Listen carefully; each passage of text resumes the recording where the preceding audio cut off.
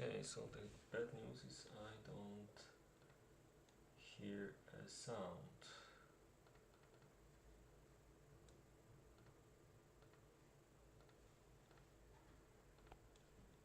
Ah, that's better. Okay.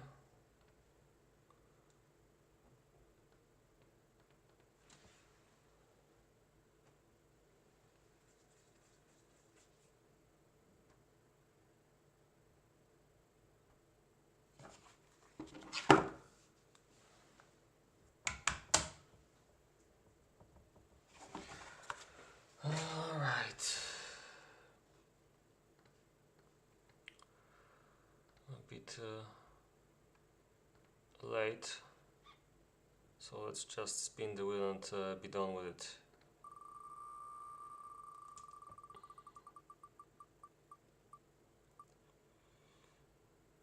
Oh.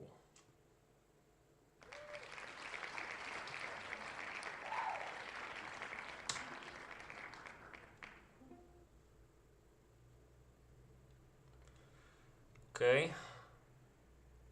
It's an interesting choice.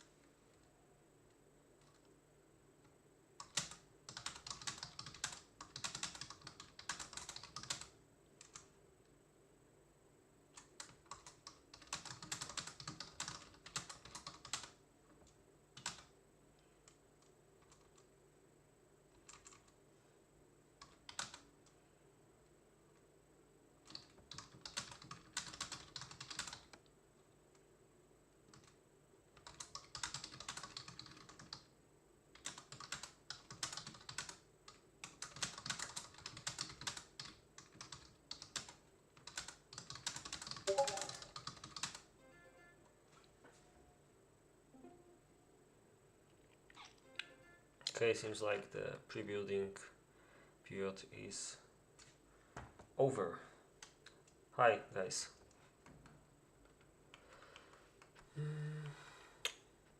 So yeah, we've got 2 streams coming up today, actually.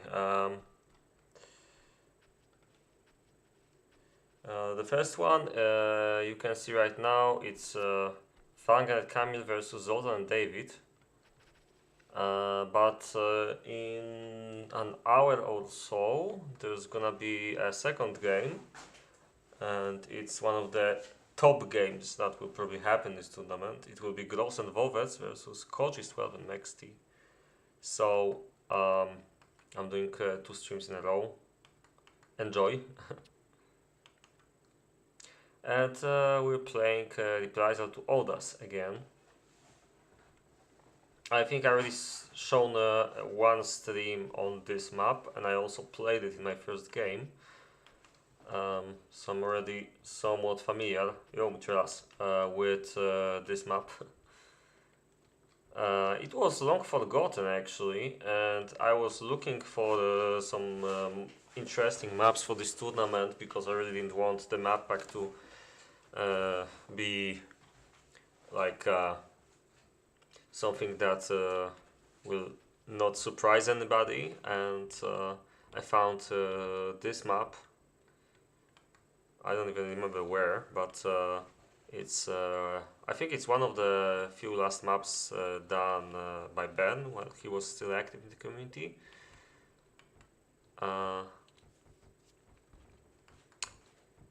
And it's quite interesting for the current times because it has it's like there's like a lot of iron on these locations, as you can see. And while in the old times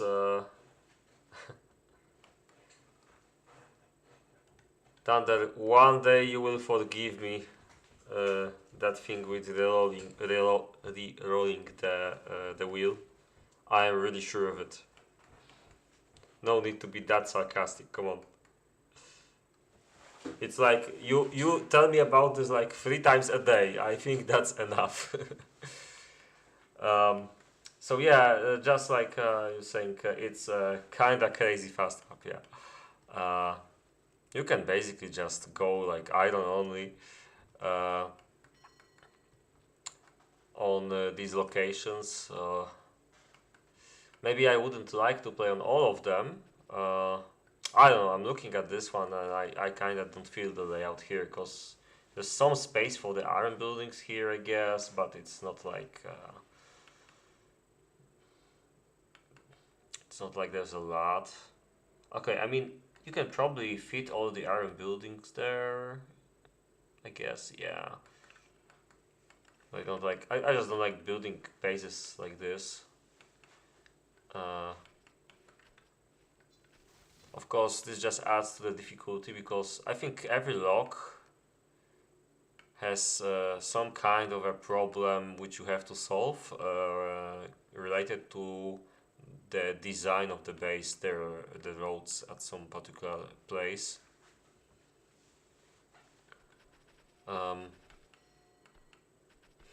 Yeah, for example, in Vangeth's location, this iron is kind of tricky to get because you kind of have to decide from which side you're attacking it, or go both ways at the same time. And these 2 mines are like not easily reachable. So I think it's maybe better to start on the left. Actually, I don't know, because you also need the gold, so yeah, I think I changed my mind. Maybe just take this one and go to the right. Kind of makes sense. The map is called Reprisal to Odas. It's not added to the remake. I don't actually know why, because I think it's a cool map, cool looking one, and what's even better, the battlefield is like, I think it's okay. Maybe it's slightly annoying to get troops from from the barracks out right after peacetime, but I think it's like still fine. It's not too rushy. And Vangeth's location is like kind of small, and you could already see classic. If you watched the game I was playing in the first round, you could see classic kind of struggled with this one. I don't remember who was playing it later in the game I streamed a few days ago. But I remember, I think it was a bit better job there. Yeah, in the meantime, okay, so Kamil is going here. So he has these two forests relatively close. This is definitely a good idea to have an early planter, and this one doesn't really hurt him a lot.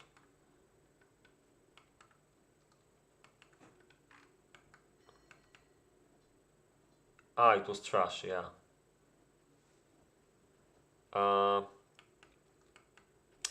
Okay, were you asking about... yeah, Kamil. I mean, you are not wrong, but on the other hand, he needs the wood as well. So it's like he doesn't really have a chance without taking at least this one or this one. Because he's like almost out of wood. I didn't actually realize this is such a tough start here on this location. I think the other locations are like quite a bit easier. But on the other hand, you have like everywhere you have to make a long road for the first woodcutter to Koczys12. Maybe except this one, which had a couple of trees here. But you can just plant a lot, I guess. Okay, I really don't believe this woodcutter is gonna work well. I mean, it will plant some. Maybe it's not the worst idea, actually.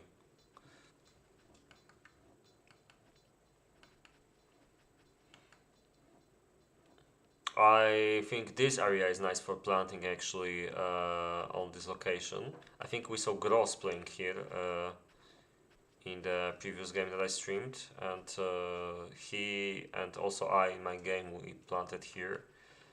I mean, this kind of covers it. It's interesting, actually. I think he plans to make farms here or something like that. Yeah. Yo.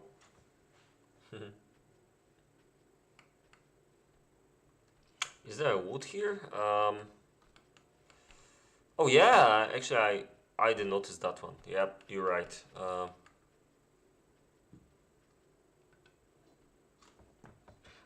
Koczys game at 20 Central European time in 1 hour. It's scheduled in 1 hour at least.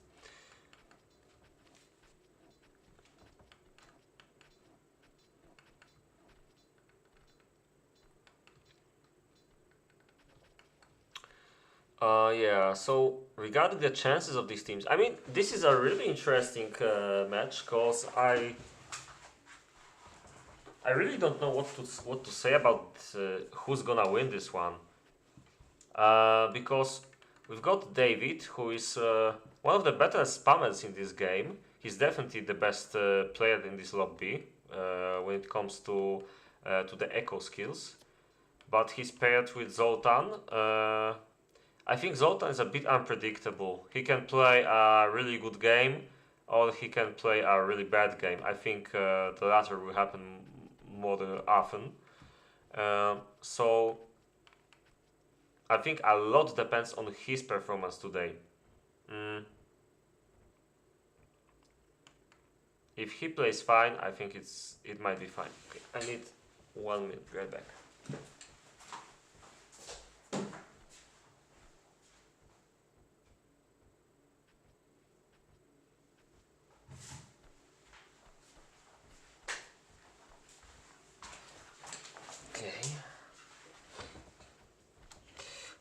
But yeah, this indeed is kind of tricky. Can we see the buildings? Oh, I forgot to change the language again. Damn it. So you guys are stuck with Polish today, I guess. Okay, so they both actually don't have gold yet, which is interesting.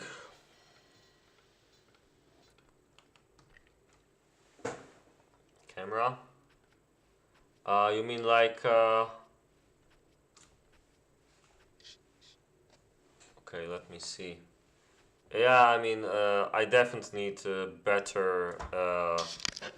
Actually, let's try something else. But I definitely need better lighting here for this to work properly. Perhaps this could work.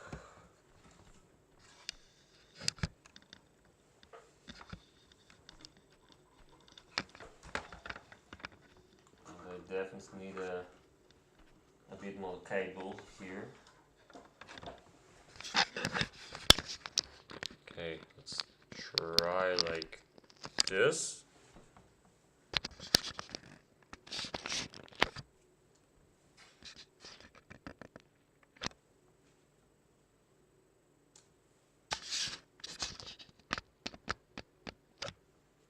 Right, not gonna be much better, I guess.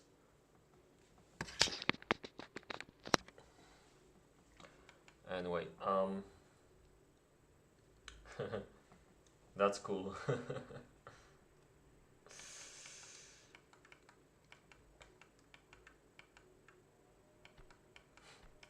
Yeah, one day I will buy this professional streaming ring, you know, that ring for lighting your face.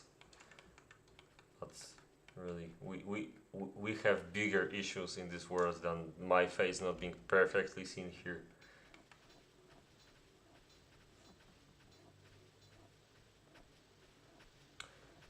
But yeah, as you guys mentioned, I'm a bit worried about. Wow, I mean, this already looks like total GG, really. I wish the right side has.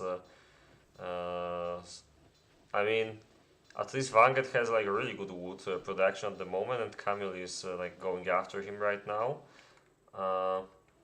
So it might still be like the left side made a mistake with wood, but let me see this as well. Yeah, I mean, let's take a look at Zoltan now, because his location is especially annoying with wood production, but he's finishing up this one. Oh yeah, I mean, not always it's best to rush for everything. I think he's trying to do too much at the same time. Like, I don't understand the placement of this farm, for example. I would probably go like here. He will need like a shortcut here as well later, I think, but we'll see.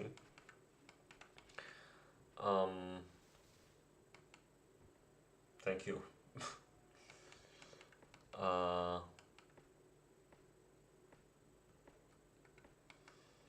Yeah, but I really doubt this base is going to work well until like these woodcutters start cutting. But they're actually cutting it. Oh yeah. These ones are almost cutting, and this one is still cutting this. Yeah. So I mean, he's gonna go forward right now, but this will give the Polish guys some time. I think I didn't realize this, but it seems like the start on these locations is quite tough. Or at least 3 out of 4 players kind of screwed it up. Kind of.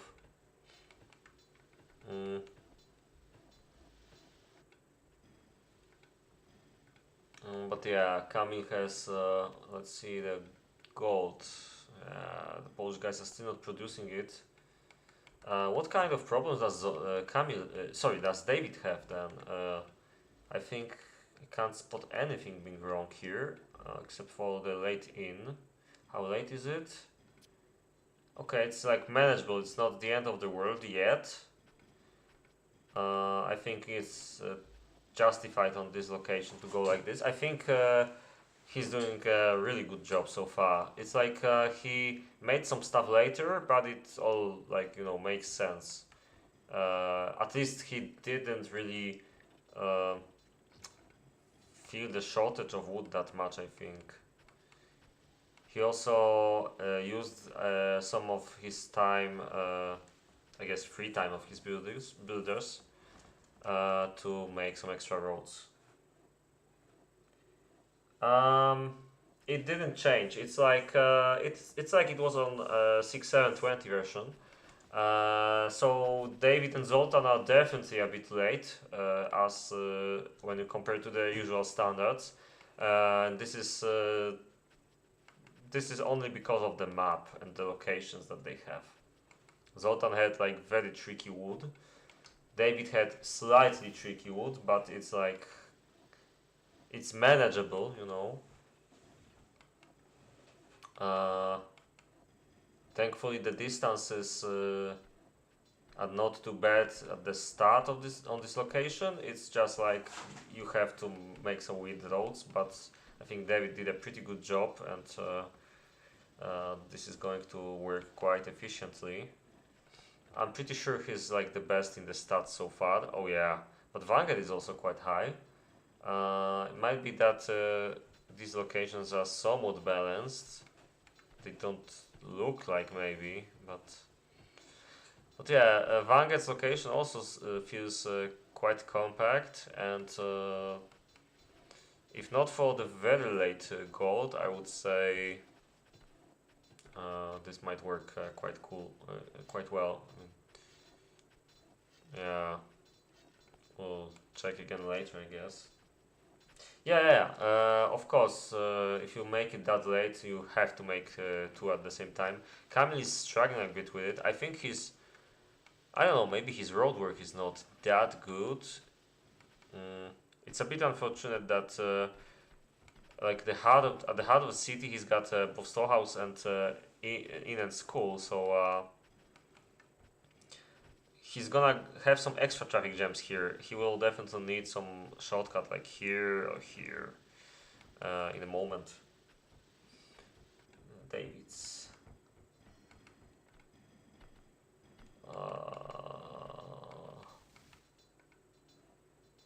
Oh, I mean, this is a weird placement for the gold smelter.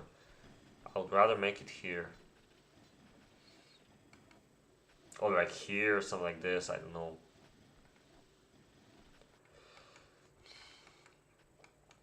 Yeah, I'm looking at Zoltan's log and I'm like, I'm not sure I could just, I'm not sure I could even play it. I would probably screw up on it.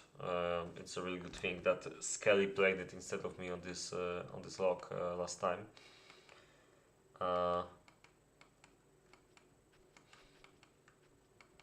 And yeah, one thing I really hate about this location is that no matter what you do, you will have this huge pile of land that is unused for quite a long time.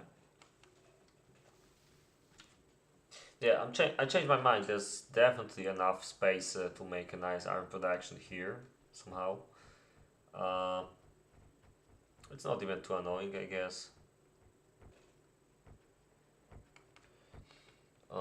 Let's check what people are building right now. So we've got Vangeth with one swine farm and David making one, as you probably noticed somewhere.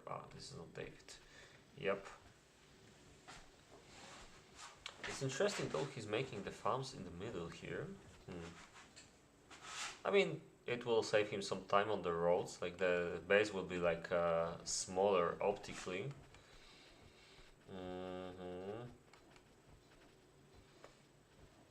I wonder if he can. Yeah, I mean, this might kinda work. Yeah, see, this placement of the sand is like really annoying because you can't make the fields here. If it was like here and there was some more grass here, it would be a bit easier. I mean, of course, I'm not complaining. It's slightly harder to plan here. It's part of the game, obviously. But we can see that the Polish guys, for the initial lack of gold, they at least have both two gold smelters, and they have 4 farms each, which actually fifth farm is has just been made here by Vangeth, and this might be really good for them in the long run. So it might still happen that they're actually better somehow. Yeah, yeah. It's like you had to make a gamble on these locations, and I think David might have made the best gamble so far. He's gonna have a bit better iron production than the others, but the right side will definitely not have to care too much about probably food and definitely leather weapons, jackets. I mean, it kind of looks like it's gonna work.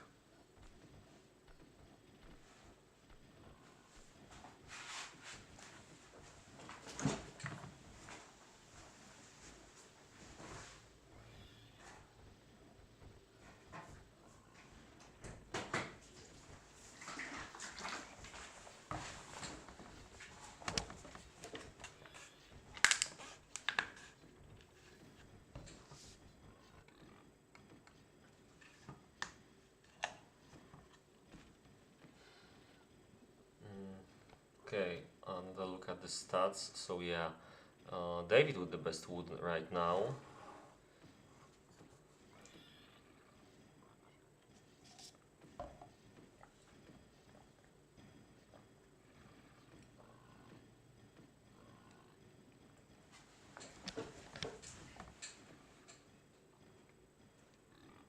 Oh, okay, so Zoltan made the second one, I guess. No, but he's quite fast with this. I mean, he's got like two. Okay, so David is slightly behind with the second gold mine. It's definitely the best with the iron, so this is gonna be interesting. Yeah, but there's a massive advantage in the corn. Okay.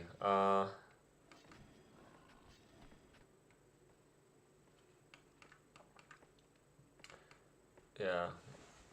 I don't know what to expect from Zoltan here. This location is quite tough, I would say. He's finishing up his iron though, at least the first part of it, because there's a lot of mines, so he'll probably invest more time in it later.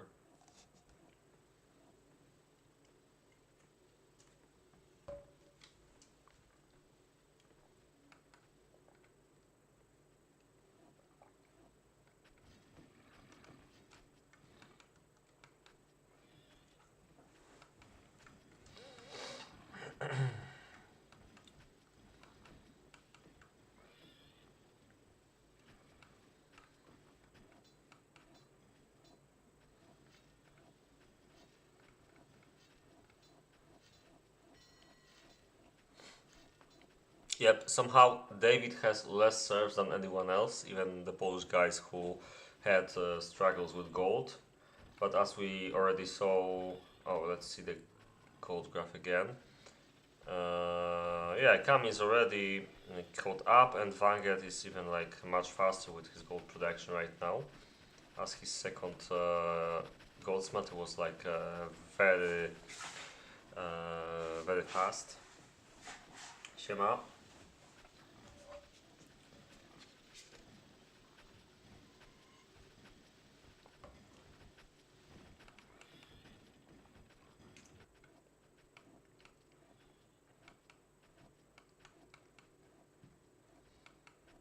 Yep, that's what I meant.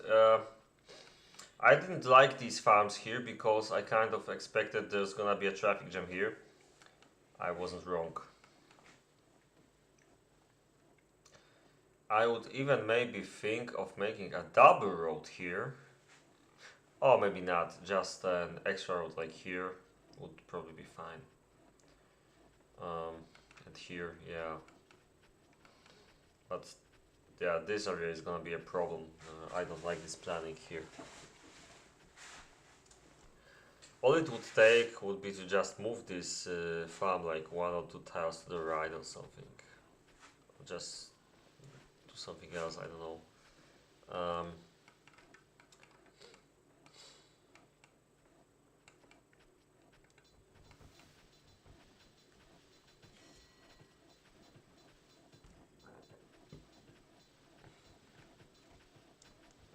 So how many mines do we have here? Kamil has 1 iron mine, but David just made the 3rd one. Zoltan and Vangeth have 2. So I'm guessing... but Vangeth did it a bit earlier, so Zoltan probably just made it. So it seems to work quite well for Vangeth too. So yeah, so far it looks like the right side will have advantage in leather and the left side in iron.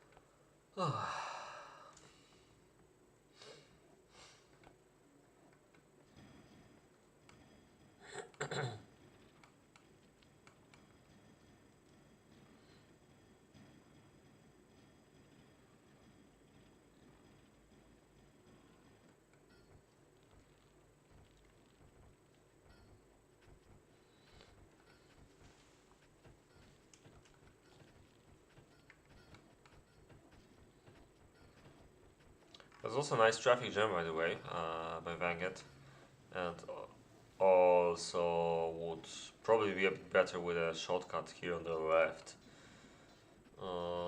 There's a lot of stuff happening here too, so this probably doesn't help. We can see a lot of serfs with stones, especially.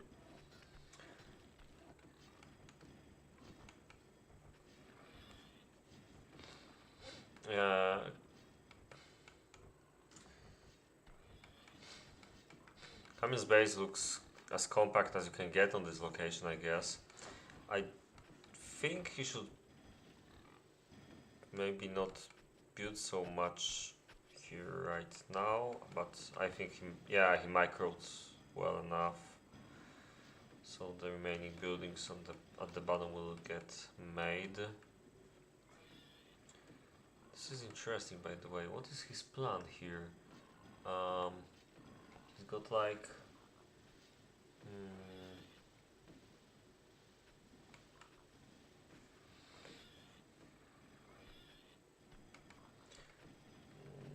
Fort armor smithies. That's what he's planning for. This is weird. And the layout here is like kind of tricky, so you can only fit like 1, 2. Yeah, at least 2. Okay, so 3. Yeah.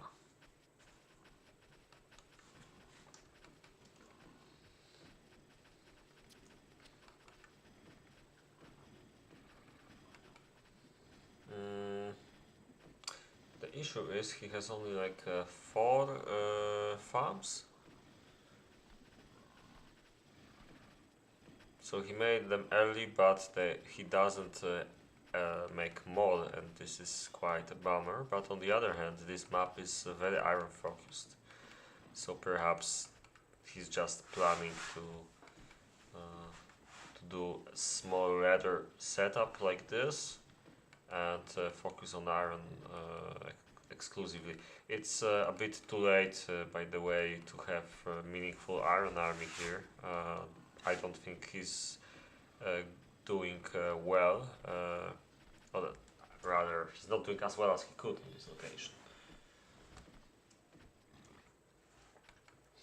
In the meantime, Zoltan think he's aiming for a regular iron setup with only 3 iron mines. Might be a mistake. Might be a mistake.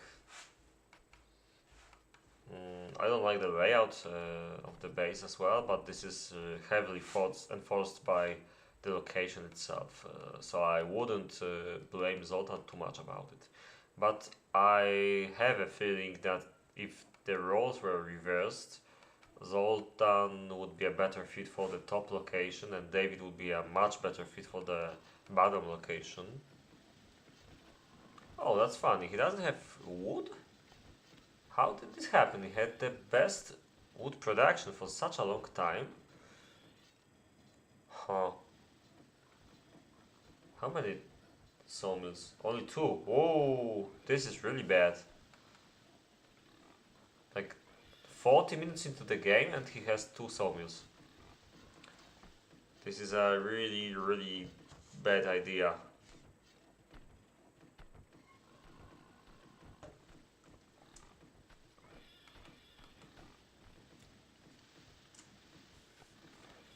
So yeah, he's gonna have nice stats, especially weapons right now, but I have a feeling he might lose some time now. And just look at Vangeth's graph here, by the way.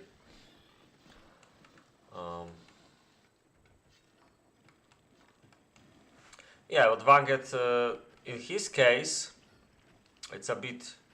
I mean, actually, looking at this, I have my second thoughts about Zoltan. Maybe it's actually a good idea to just make a normal base and not reach for the 2 extra iron mines too early. He would have to make a really small base for reaching all of them, and he can't because of the wood that he had to get at the right side. So now that he has to make a somewhat big base anyway, he might just as well make some leather production. But notice how this road is like, it's not perfect setup. He desperately needs a road here as well. Or he just can wait until everything gets taken from the storehouse to the barracks. That's a valid option as well. I would still say an extra road wouldn't hurt him at all.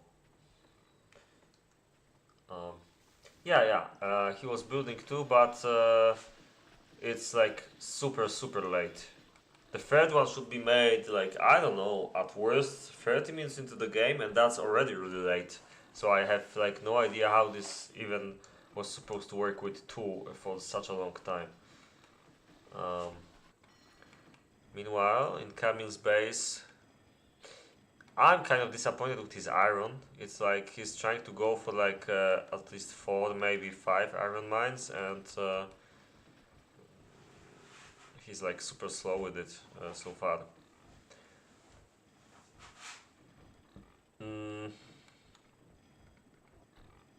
Okay. So he's going for like swordmen and pikes, which is probably a good idea given that he can make also bowmen,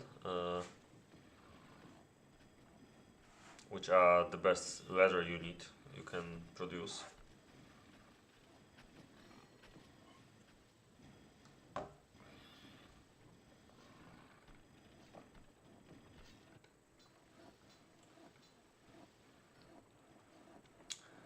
It's a good time to take a look at the weapons produced. So yeah, we can see David is like really far ahead with his iron. Like already having 10, almost 10 more swordmen than Zoltan or Vangeth. Zoltan is actually also much better than Vangeth due to the missing swords in Vangeth's case. Yeah, so the Polish guys are more or less the same with the iron, and the left side is like much better with it. So this is something we already expected. What else? The right side is much better with the leather jackets, and that's something we expected too.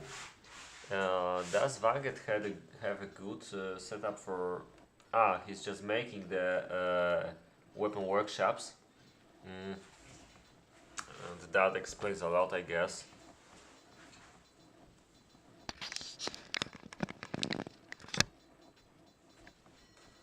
Alright. But he still has a couple more minutes. I think this might be enough time to catch up. He also has stables. They didn't produce a single horse yet, though. But there's still like 10 minutes. I guess he's gonna have like 5, maybe 7 horses at peacetime.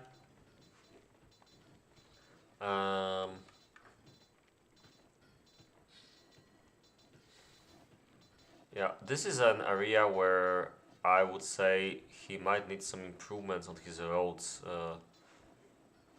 See, this is another time I don't like the way the base is designed around these 3 buildings being in the middle. And I mean, if you do something like this, a shortcut here would help tremendously, and especially like here. I mean, there's not that much movement maybe in this area, although actually that maybe is, because...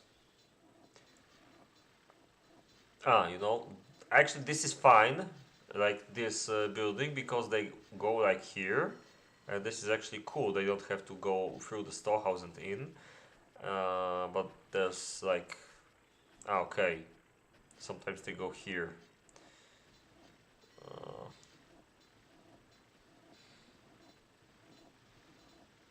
Yep. So this one was probably blocked. But yeah, I would probably want some improvements in this area of the base. On the other hand, not making this shortcut makes these guys go like here, so they don't go here. Some of them at least. Depends what they want. Oh, actually, it doesn't make sense. Never mind. Because if they go here, they already have to go like here. But yeah, this shortcut would only move the problem from here to here, and that would not solve anything, I guess. Although some people would... yeah, I mean, this shortcut would definitely need it, but okay, let's move on. And one interesting thing is that Vangeth actually seems to be catching up with iron. At least on Zoltan, if I see correctly. Let's see the graphs. Yeah, I mean, Zoltan is like fluctuating a lot here, and Vangeth has a really steady speed, but they're both similar, I guess. Actually, Kamil has better iron right now. This is even more interesting now. But if you take a look at the team, obviously it's like there's a clear advantage. But you can see that there's a similar advantage in favor of the Polish guys for the jackets, mostly Vangeth. But also Kamil has more than the other 2 players. Okay. And Vangeth seems to be the only guy who's making stables, am I right? Yeah, it seems so. I mean, I'm not surprised with Kamil, because he makes like he made like only 5 farms. Oh wait, there's a stable here. A late one though. But yeah, Kamil's base would be hard for it to support stables. He doesn't have a lot of space to. Yeah, another interesting road work here. I mean, this is just unlucky, I guess, but I guess this road here would be very useful. Zoltan.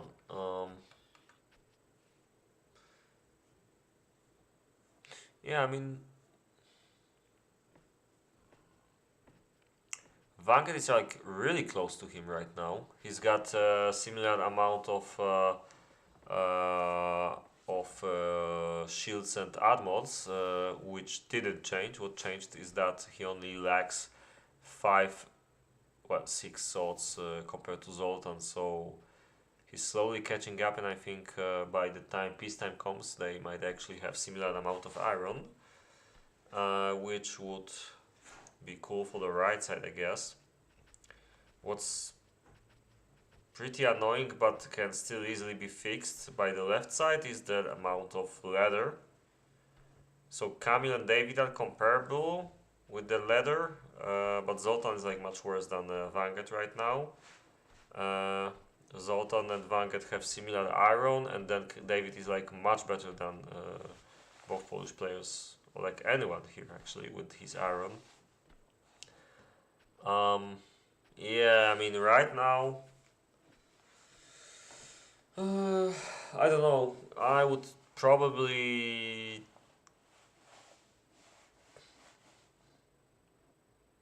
But Vangeth doesn't have the bows for this jacket, so they are like kind of useless at the moment. This might be a real problem. Yeah.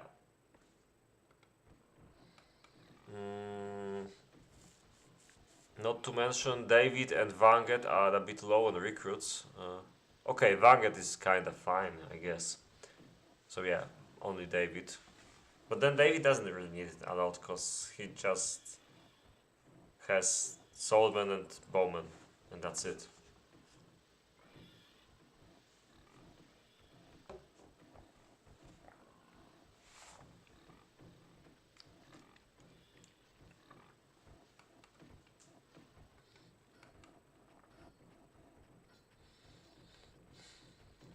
How's the food graph, by the way? Again, Kamil much better. This is like understandable. What's not understandable is that Zoltan didn't take fish at all. This is a mistake I make too many times, but it's a critical one, especially when you don't have that good corn production. And David took it like 10 minutes ago or so. Yeah, it seems like Kamil has only 4 farms and he doesn't make new ones, which made David almost overtake him. Definitely will do that in the short future. Yeah, it would be very useful for Kamil to try and make like 2 more farms, for example, so like this. Yeah.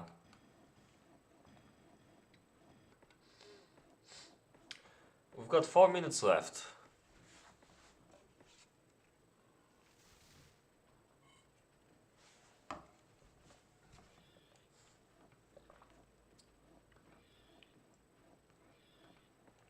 I gotta say, Vangeth seems to be catching up nicely with his bows. I still see a chance he's gonna catch up by the time peacetime comes. He only needs like 12. He needs also 7 swords to catch up. But yeah, you could kind of see David's advantage in iron is slowly being less relevant, I guess. Oh, by the way, Kamil's numbers are not that bad actually with the iron. I thought he's gonna do worse. But it's like he's got more than Vangeth, and it wasn't it didn't look like this will happen actually, but he's using 4 mines. Very strange thing though is that nobody wants to use more than 3 mines except for like maybe maybe Vangeth will do now, but except for Kamil, so this will give him some extra points. He's like already at David's level, almost. He has like 8 iron weapons less, if I count correctly. So this is not a big advantage actually. Yeah, this really starts. No, David has. Oh, sorry, David has fast. Well, I'm sorry. I'm really sorry. I didn't notice that one. But yeah, it's like. Uh, yeah, Zoltan and Vangeth are on the same level with the Swordman now. So it all starts looking really cool for the right side. Yeah, half a minute left. With Vangeth and Kamil having really good leather production, Zoltan has a bit worse, and David has something in the middle of these all players. David and Kamil have the best iron production. David the best, Kamil the second. Vangeth and Zoltan having similar iron as well. It's quite even, so the difference is the horses and leather from the right side.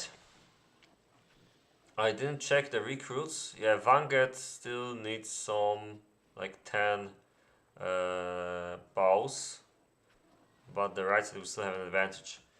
Okay, I'm not gonna say I hope they're gonna finish the game before 20, because we have another game coming, but I kinda do hope. But still, 20 minutes is that would be a normal time for that game,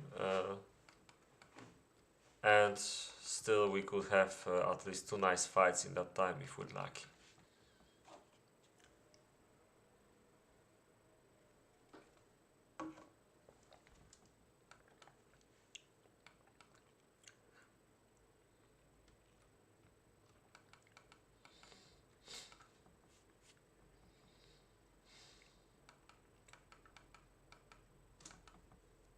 Yeah, I think looking at this map and remembering how the first game I played here looked like, I really wish we tried to defend here, like to loot the other team here with our army, because this looks like a bit better to do that. This space is like insanely open, so it's hard to defend there with less army. Yeah, I gotta say, I kind of expected worse from Zoltan. This is like, both teams kind of have chances. Okay, this is gonna be interesting. If this gets caught and they decide to go after it. Oh, come on! Why aren't they moving? This was a perfect opportunity if he only noticed this right away and started moving the bows. Like, if they were like here, I would probably attack in his... Oh wait, maybe... On the other hand, David has a lot of these swords, so maybe not actually. I don't like Vangeth scouting with 3 knights at the same time, but at least he's instead of 1, but at least he's very cautious here. But this is like, he's obviously trying to get David either caught or baited. I don't think David's gonna do that, but what might happen is that Zoltan will not be on time here, and I think this is what their Polish team wants to actually see.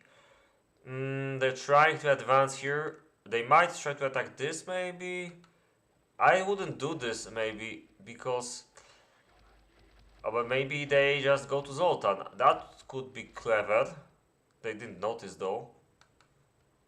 They kind of did, but too late.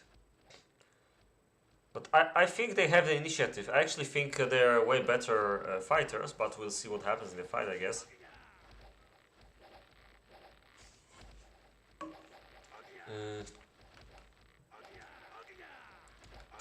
I'm pretty sure David will not really know what to do if there's some kind of attack, for example. I don't understand Kamil's movements though. It's like Vangeth is okay. Yeah, now he's. Nah, I don't get it. Vangeth is dancing with his swordmen and losing a few of them once in a while. There's gonna be a catch here. That's a really weird shootout. And they got caught. I think it's very dangerous to go to the bottom with this, but he has something to... Oh yeah, he's gonna catch with this now and gonna try and kill this. Oh yeah, this is like very good for Vangeth. In the meantime, Kamil keeps getting killed. He had to support the middle. But yeah, it works very well for the right side, although they lost almost all melee. But then Vangeth's horses might actually win this game for the right side. There's some reinforcements here, but I think with some luck the Polish team should swiftly win this one. Yeah, it really looks like that. This is GG. Wow, that was finally I made a correct prediction. Well, so how? It's like there was not even a question about it for the moment, I think. I was a bit afraid when I saw Kamil getting shot out by Zoltan a bit with Kamil's melee dying there, but Vangeth's horses really did the job on the top. David just didn't leave anything to protect these horses. He just engaged with the small army here, and well, yeah, that's GG. So yeah, there's like 15 minutes until the next game. So I wanted 20, I got 5. Well, yeah, but yeah, they left, or rather, Zoltan left. So I guess that's it.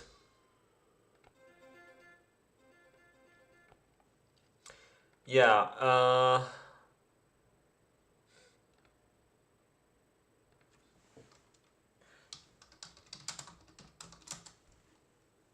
okay, so let's change the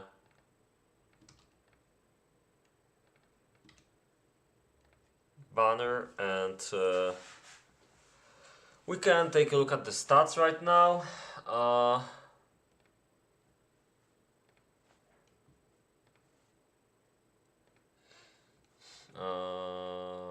Yeah, a lot of kills for Vangeth. This is well deserved. Kamil had the best army. Oh, this is actually cool. So this took me by surprise, to be honest. But yeah, he had definitely very good iron and very good leather, so this makes a lot of sense. So you can see now, we kind of expected the Polish team. Yeah, but I can make a lobby like in a minute or so when I'm finished. But yeah, we kind of expected the right side did a mistake and they made their gold way too late. But they actually made it a bit later, but thanks to that didn't scrap their wood, which was, I think Zoltan had this problem for a bit. Yeah, of course not too much of his fault because his location is really tough on wood, but still having the gold very early didn't save him. And somehow David wasn't the best in this game. I'm still trying to wrap my head around it. It's like Kamil is getting better each day, but I really didn't put my money on him getting better army than David. I do think though that Kamil's location is a bit better than David's, but yeah, yes, that's probably a factor as well. Yeah, but this was like a really swift win. I didn't expect this to be that easy for the Polish team, but this really shows that not really, not anymore. He used to have though. But yeah, this really shows that Vangeth and Kamil might actually still make a surprise in this tournament. I didn't expect this at all. I knew that Vangeth was like a really good player. He didn't play in a while, for a while though, and Kamil was like getting much stronger every day, like very rapidly. Which one was this one? Yeah. Okay. So we can tick the box, and now we're waiting for this game to happen in like 15 minutes. But yeah, he was ironically. I mean, did he ever make the second gold mine? Maybe here. I think he had like super late second gold mine. Of course. Okay, so I can give you the map and I can, yeah, seems like there's a lobby already. So yeah, reprisal. If you want to download it, you can download it now.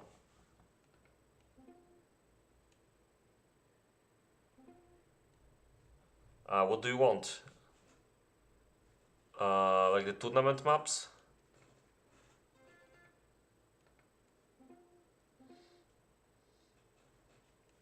Something interesting. Oh, okay, have you seen this?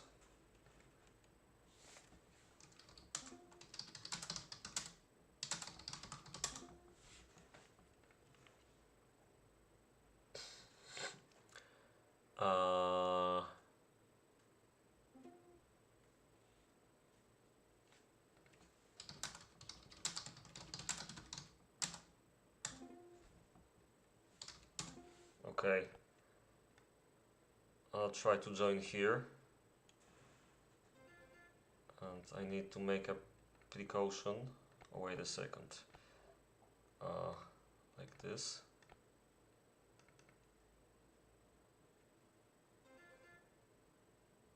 Just to have a nice game without interruptions. Okay. And let's hope I don't get banned.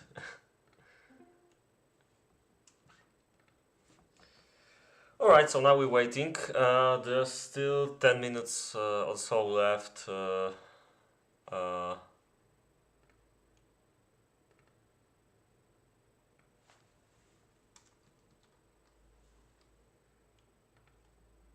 Until the game should happen.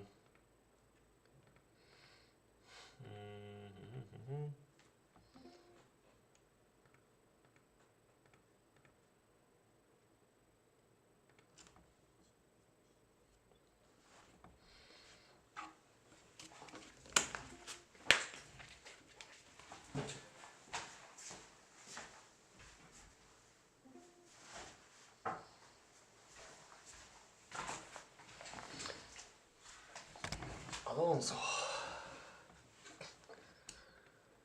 We're not waiting for him.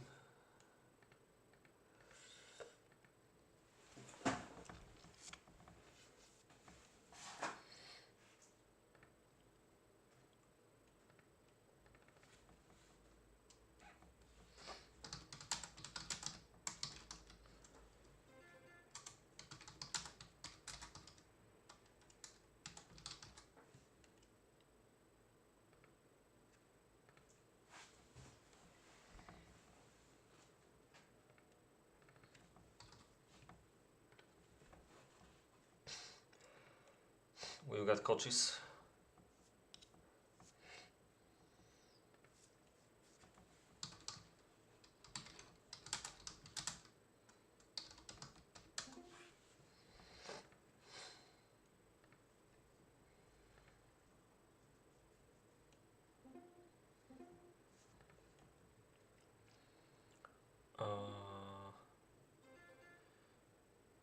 So yeah, the game of this evening, it's Gross and Vovets against MexT and koczis12. In the previous games in the first 2 rounds. In the first round, MexT and koczis were playing against the EU and Uran, whatever. And in the second game, they played against Works, which is the team I will have to play in the third round against. From these 2 games, I only remember that koczis did all the job there and MexT lost both the fights, which was a bit funny. And there was a bit of trolling, I think, there. I was pretty sure that they were kind of trying to make the game longer than it had to be.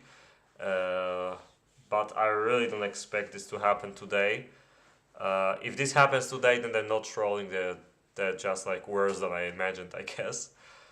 Because against Gross and Vovets, I don't really think you can troll and win at the same time. But I guess we'll see. Speaking of Gross and Vovets, I think I showed one of their games already, and maybe it was even on the Reprisal as well. So yeah, the first, the way heads, right? Yeah, I never remember which team is Ritters and which team is Grosses. So yeah, heads, they've won the first game against the team which we just saw in the other game that just finished, Kamil and Vangeth.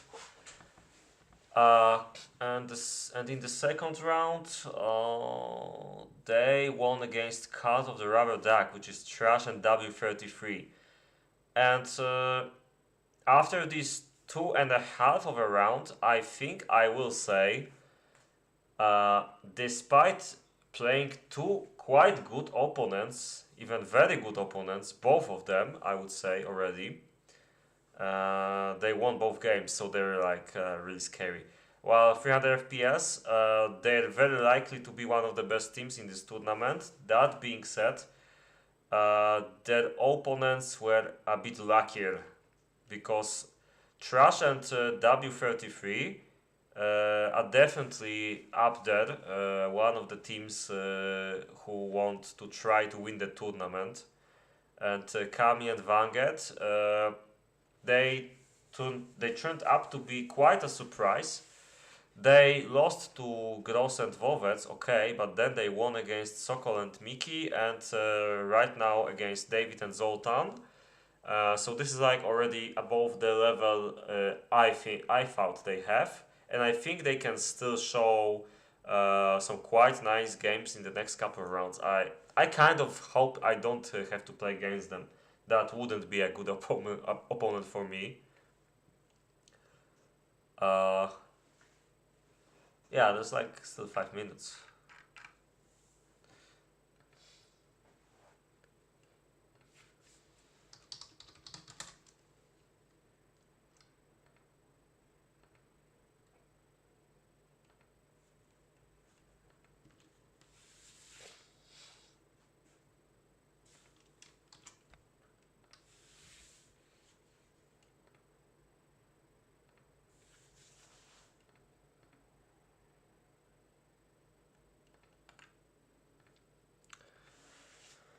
All right. So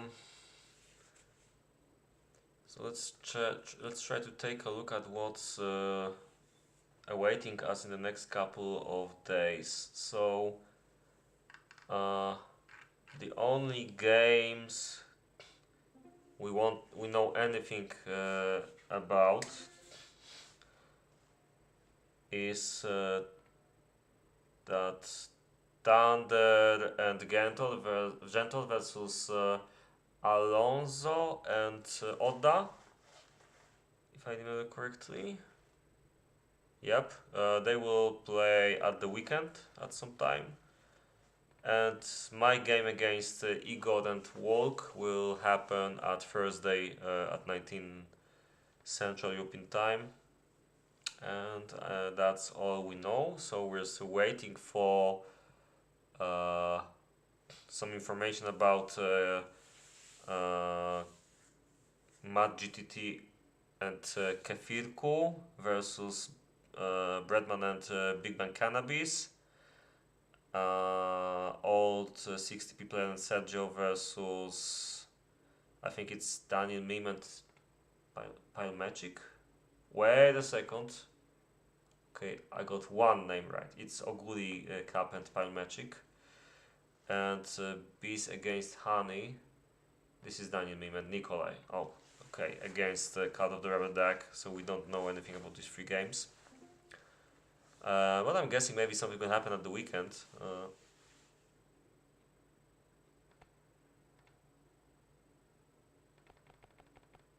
Okay.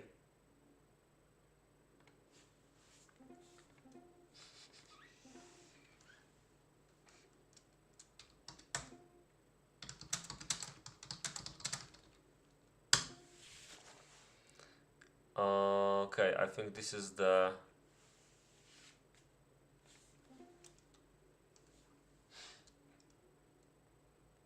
Wait, why is this version different? Is it with the script? Probably, yeah.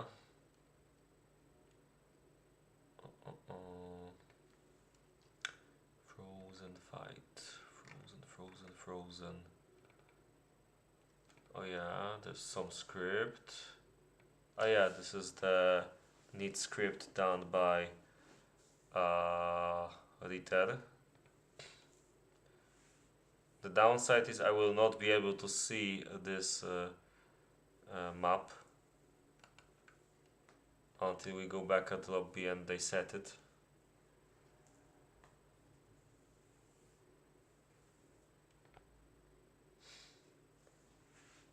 Anyway, seems like we're still waiting for Gross. It shouldn't be too long.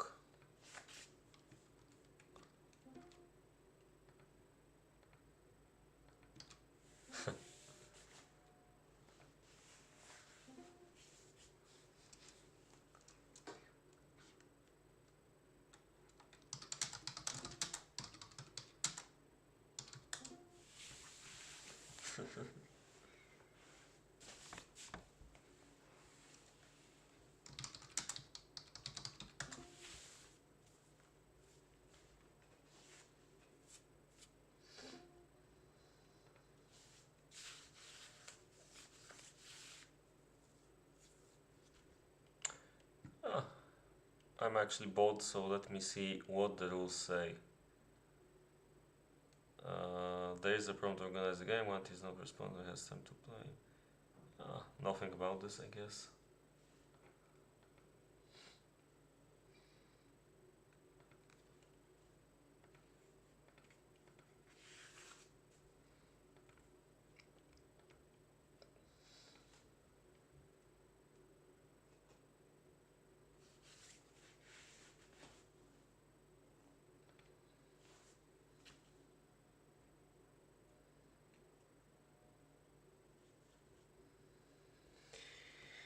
Okay.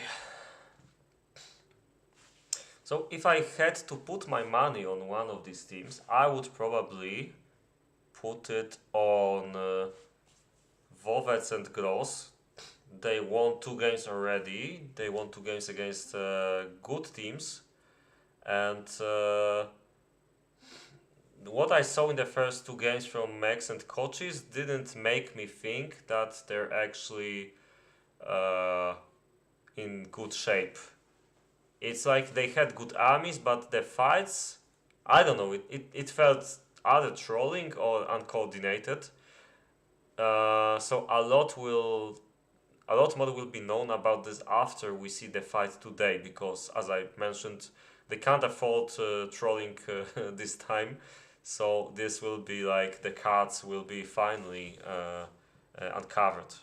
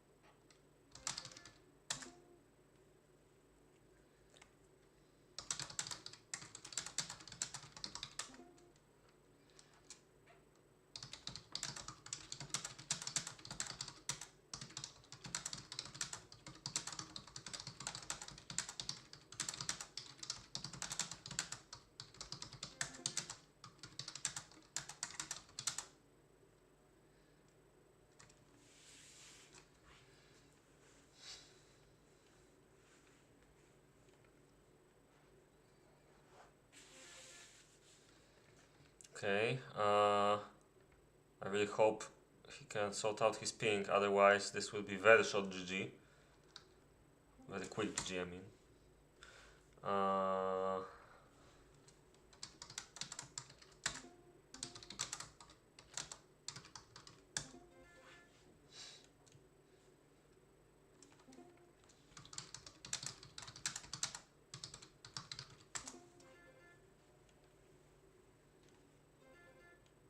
Okay.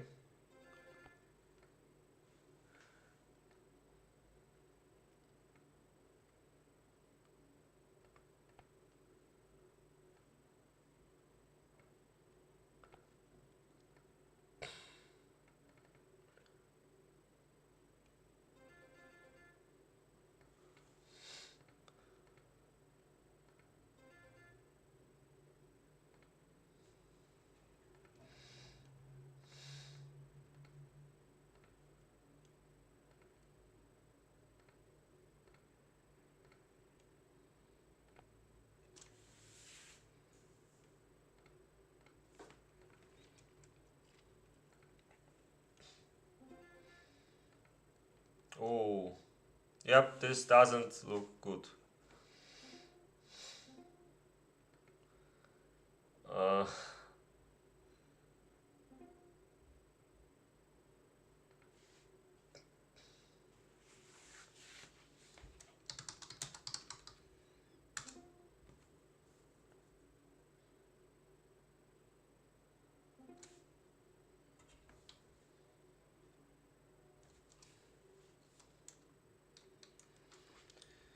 it kind of smells like Russian ISP kind of problems. I will not speculate what might be the reason for these problems. Yep, that's what I thought.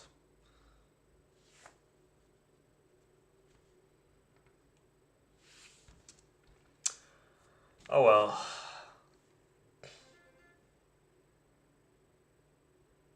Yep.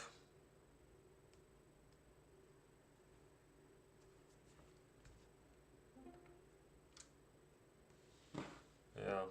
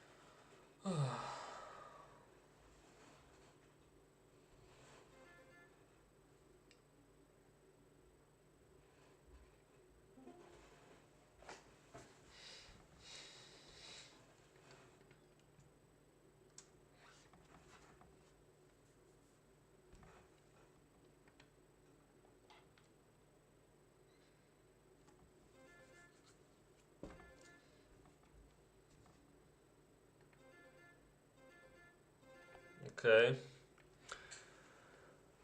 Looks like we have to keep moving.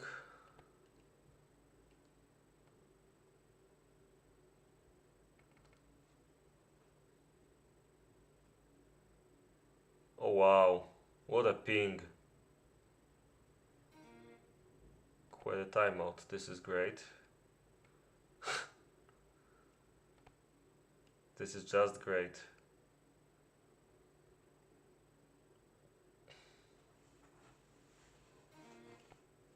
Hmm.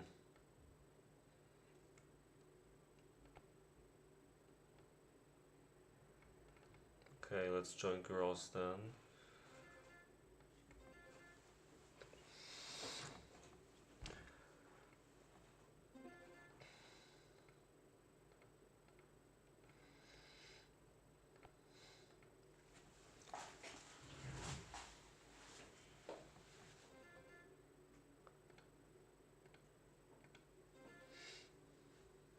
Okay, be right back.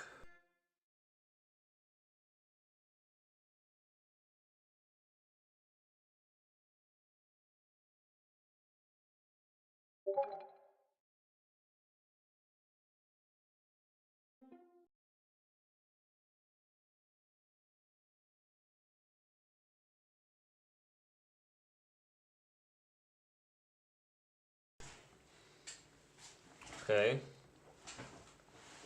This does seem playable, I guess.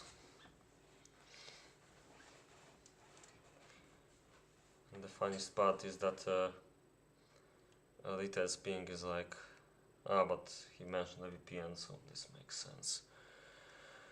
Okay, it seems like we may finally start this game after a few technical problems.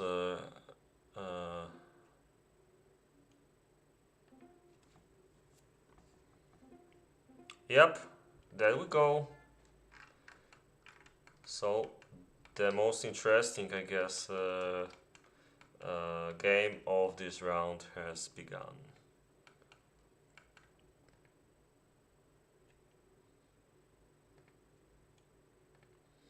Maybe this will be more interesting. And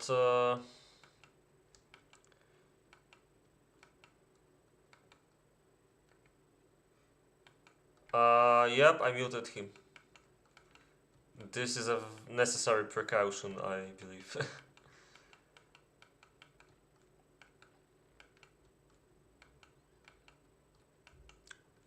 There's a lot of vagabonds. If I remember correctly, the kinds of units are like random, so we got a lot of town hall units this time.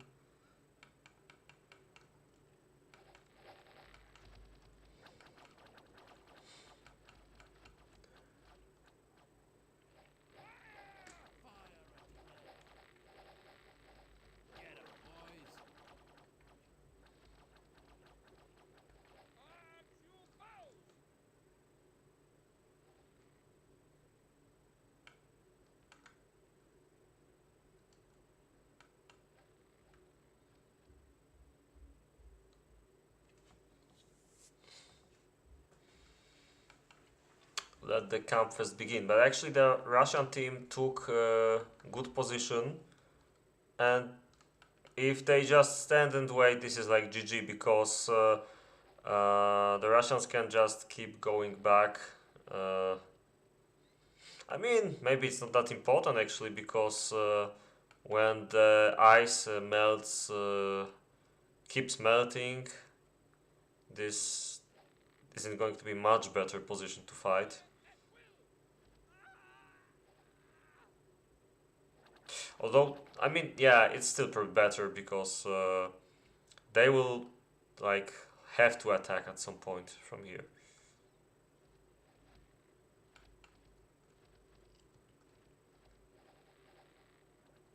Catch. Yep. First catch, a very stupid one, I'd say. But koczis will get caught too. Okay, I was almost sure he can get away with this. This would be really good for him, actually.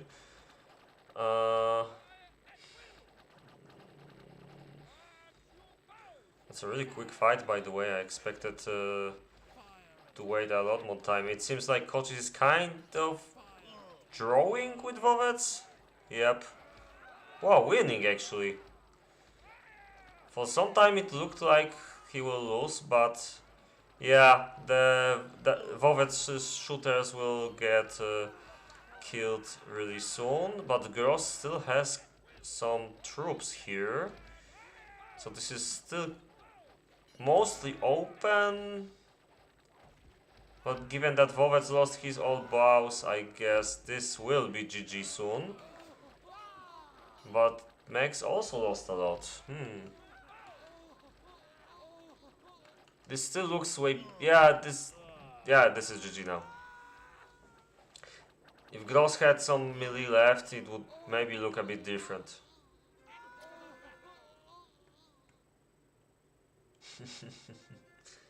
Okay, they did not randomize the map, or we didn't see it.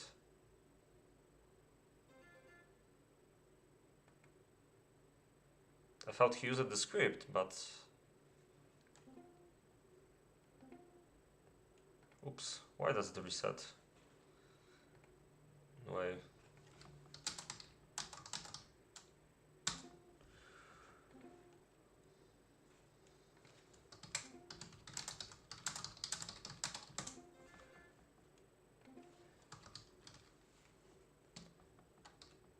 Okay.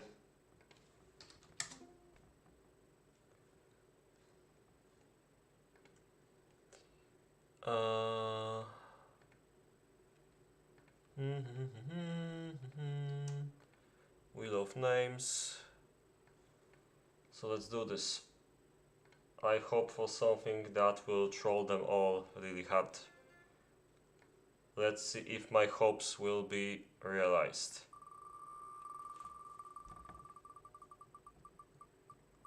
Oh, oh, oh, oh! Oh! Come on, W12 Volcanion could be really nice.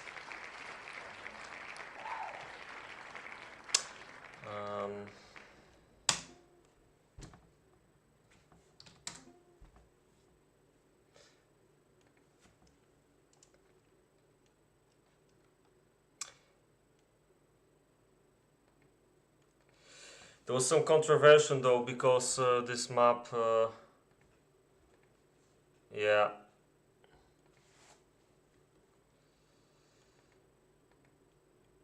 This map has some problems.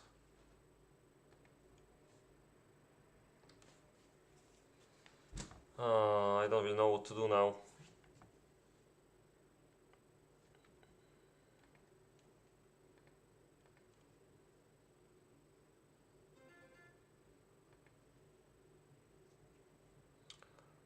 Do I have this?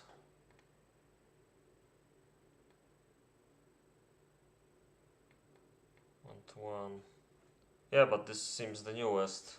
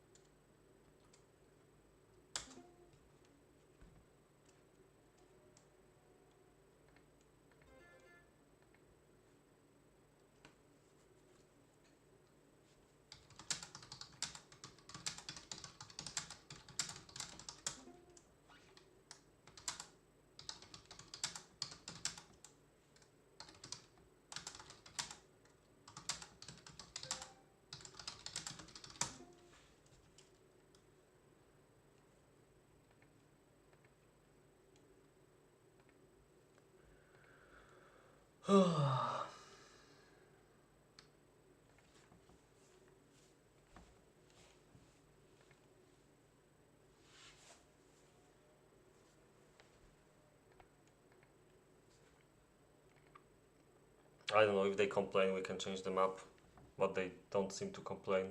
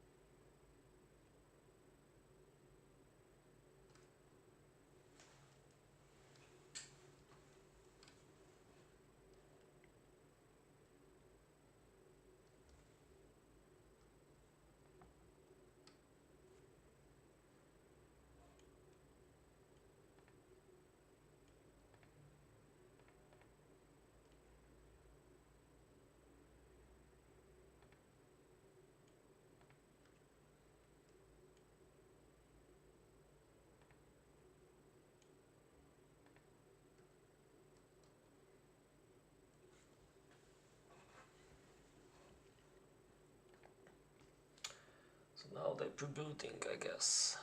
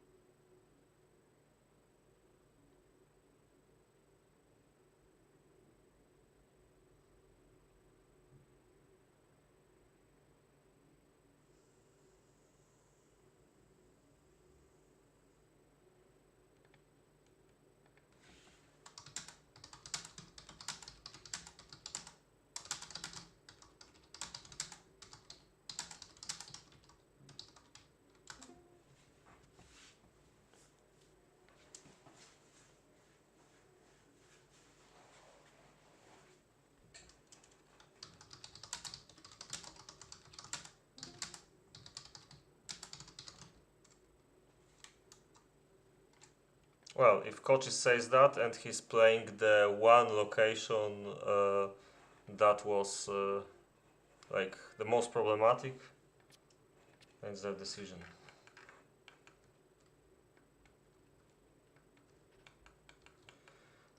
Yeah, so like this was one of my not the best moments when I decided to block it here, and I guess it's like you can you can make some farms, for example, here easily on normal version of the map.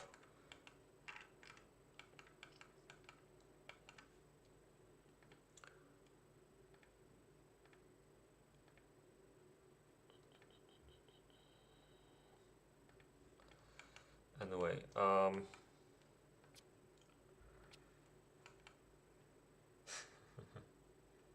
Siema Centurion. Looking at the wheel,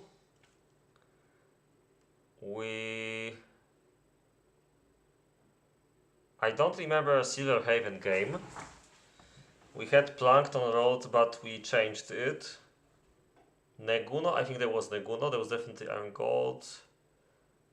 Klisic.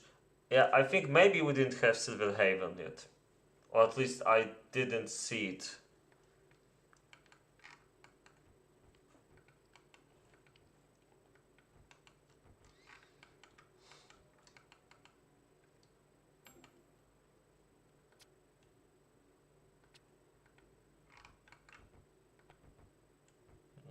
Looks like that. No idea. I said maybe. Probably, maybe, something like this.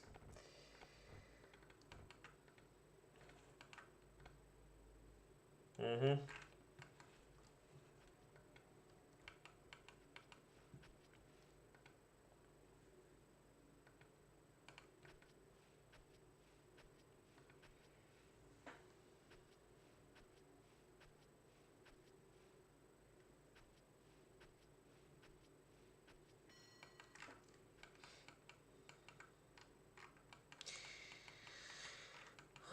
Okay, so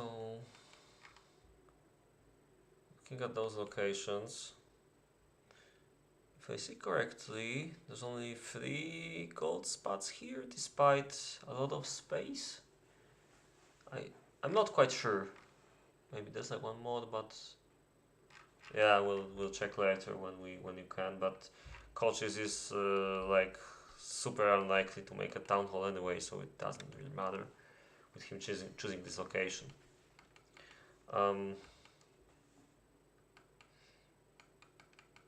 Yeah, this is one of the more normal maps they could get, I guess. My favorite log is the one vovets is playing, because I mentioned this in one of the previous games. I think you can just easily spam trees at the top of your from your store at the not from your storehouse, and here at the right, and continue building to the bottom. But I think Gross's location is quite similar. On the left you have plenty of space for the forests. For MexT's lock it's slightly more annoying, I guess. I would probably use this space and eventually cut this down, maybe only plant once, one cycle. Koczis' location, I think it looks more or less similar to Gross's one when it comes to the forests. Yes, this is the realest koczis12 you can ever get, verified. He actually, like, I had him and he wrote me on his Steam account, which is super old and definitely his. So this is like 200% confirmed real koczis. A blast from the past to see this player here. Some of you guys probably know his best maps, for example the same rocks.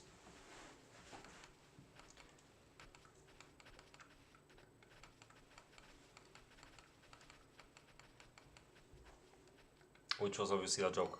That one was from Packer, but it was the same quality as koczis' maps, obviously. Maybe a bit better even. So yeah, Gross makes a pile of stonemasons in one spot, goes for the wood to the bottom. Sorry, most likely going maybe from the left for the gold. I don't know if I would like to do that. I would probably go from the right, but we'll see what happens.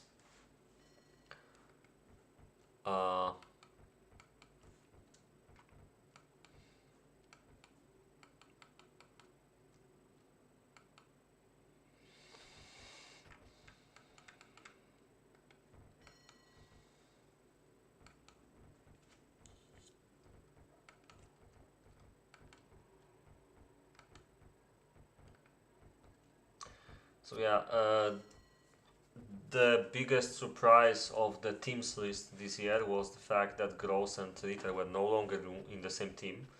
And I think Gross and vovets is the stronger version of, I mean, if you put them against Ritter and Classic. Classic normally would be a pretty good player. I expected him to do a bit better in this tournament, but the games I saw from him so far were not on a good enough level to think of winning the tournament. And Gross with vovets had outstanding results so far. I think they're the yeah, I'm definitely betting on them in this game. But there's a possibility that koczis and MexT were just a little unfocused in the last two games because their opponents were less known and not that good compared to vovets and Gross today, who are, I think, after the first two rounds, they're most likely to win the entire tournament. It looks like that, at least. Like, it would be the safest bet right now with what we know about all the games that happened, at least.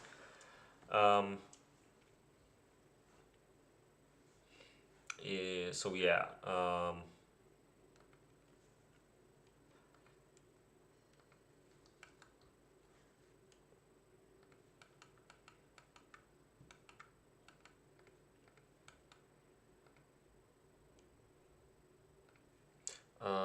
When we look at the table right now,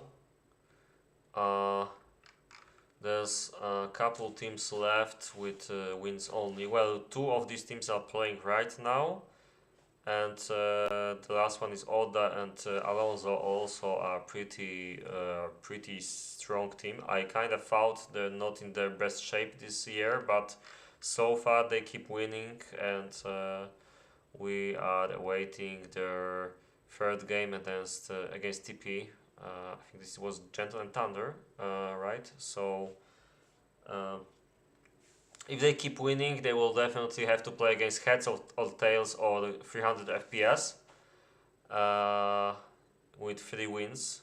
So the next round will tell us how good they are this year.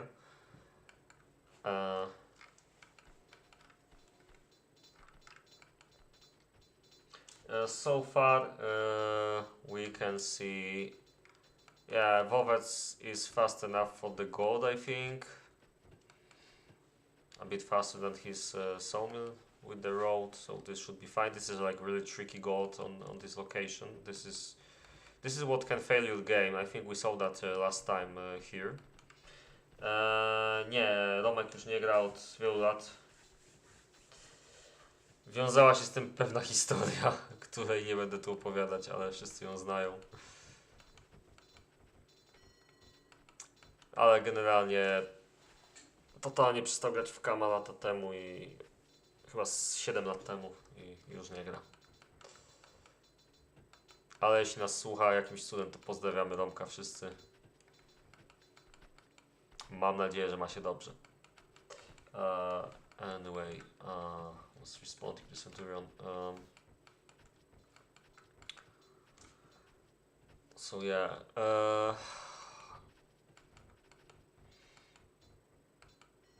this is how koczis12's base looks like.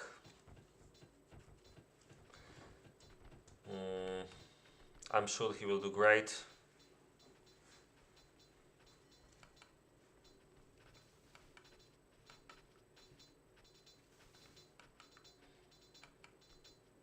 Well, I'm trying to find something I can talk about, but I guess there's nothing. He took the forests.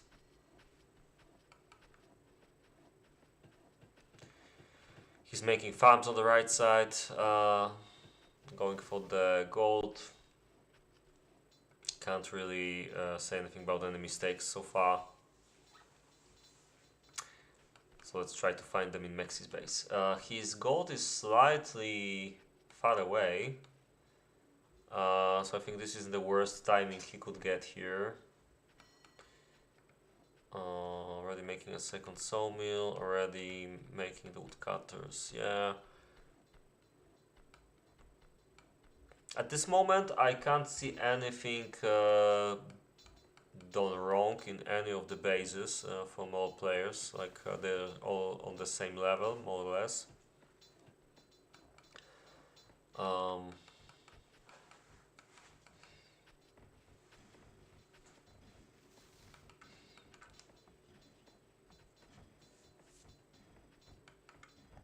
I kinda like to make the gold smelters above the coal mines on this location, but I'm not saying this is a mistake, but it's like it doesn't cost you anything and it will look a little better. The base will be slightly smaller thanks to that. But as I said, I'm not insisting that this is a mistake, quite the contrary. Let's wait a bit more to judge what he does. Pink bed. This is actually a pink t-shirt, although looking at the camera you can't really see this. But I definitely do not have a pink bed. Actually, I have a pink sofa, but I didn't choose this. I didn't choose it. This is what comes with the flat, so I just put something on top of it to not see this color too much.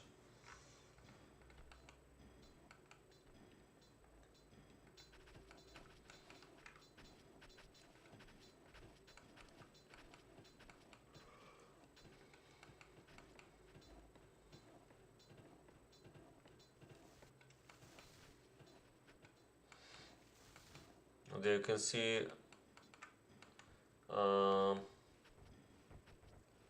Vovets is slightly faster with his woodcutters, making one more right now.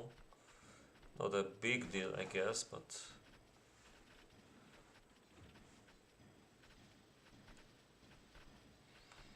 Yeah, I'm not sure I like these farms here, but on the other hand, if you make them close, then they're gonna be fast. Uh, so this is gonna work, I guess. Not a lot of space on this location, by the way. When you put your forests both at the bottom and at the right. Although I can see that he's cutting only, so this will likely be some extra space for perhaps iron production. All the farms. We'll see. Mm.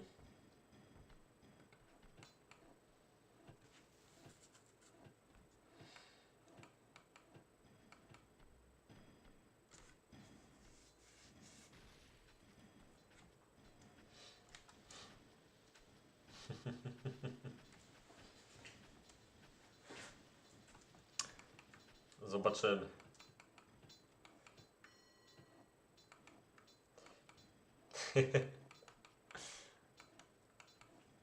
Yeah, I really doubt the Russian guys have to do a horse rush.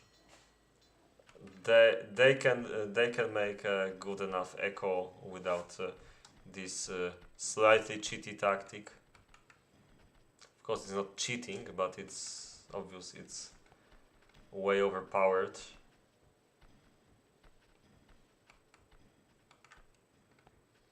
Technically, he can make two more here, but I don't think maybe this one would take a few, but obviously it's not worth it.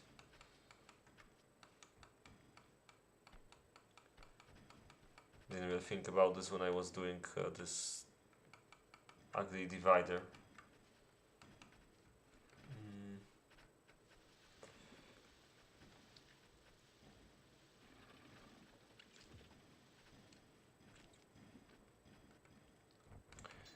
Okay, so Vovets is already trying to make a iron mine. I think he has the lowest distance. Oh, but Gross also.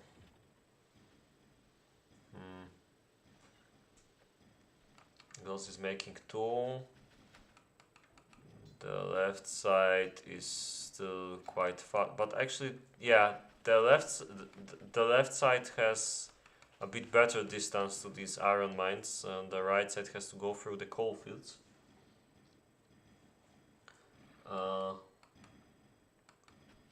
Yeah.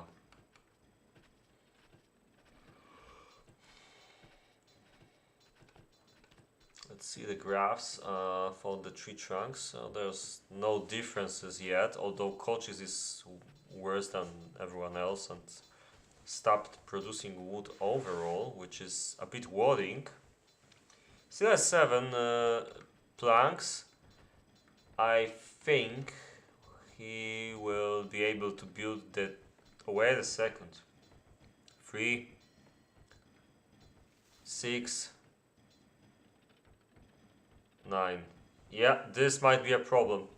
So you can see he... Wait a second, he still has 6. Okay, they were already bringing it. Yeah, so he's gonna be cool with this. He's got to wait, like make roads, stop making buildings at this moment, but he doesn't have a shortage. He will have exactly enough for this and this building. He's not doing anything else, so this will be fine.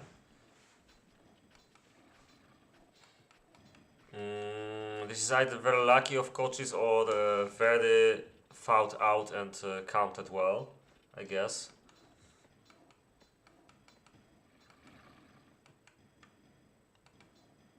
So yeah, so far I would say he will have a pretty nice game looking at what's happening here. Using pushing his location to the limit. Gross already has the extra woodcutter, so yeah, you can see he's not having wood problems yet. Well, yet. He just doesn't have these problems, period, yeah. How the farm's looking like? Koczis has the most. but Gross has a double setup, more or less. Yeah, he will make like 3 more in no time. Koczis is, I don't know, this is like for 5, maybe 6 farms. Can he fit one more here, by the way? Not really. Okay.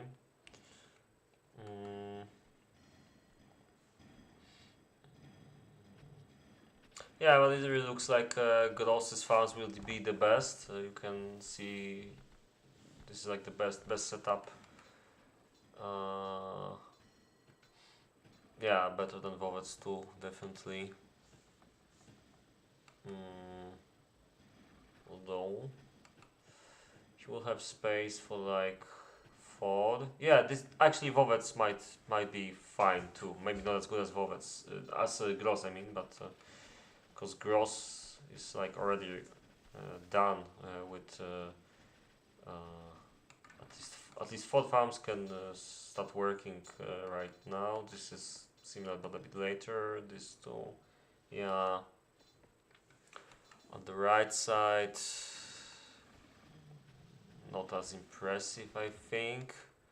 Yeah, so far it looks like the left side is gonna spam a bit better. This is actually a bit weird. I didn't expect to see such a clear difference so early on. And from both players, actually. Especially Gross's location, I mean Gross's base. I really love the roads he did. It's already looking very good. There's shortcuts everywhere he needs them. But yeah. Yeah.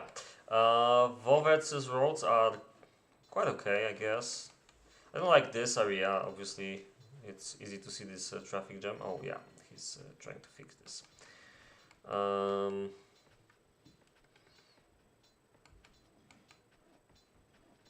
There you can see he makes the shortcuts as well, just a macro version of them, like big roundabouts, roundabouts, yeah, you know what I mean. But to be honest, the same can be said about the right side players. I mean, these shortcuts he's making right now are definitely needed, but apart from that, the road work is okay. In MexT's case too. Might need this one, but there's no problem yet. I'm not sure why. Probably just lucky. But there's also not much happening in the storehouse, like they're not bringing a lot to it, so it might be fine for a while. Not a huge issue, but this shortcut and maybe one above the school is something I would definitely consider here.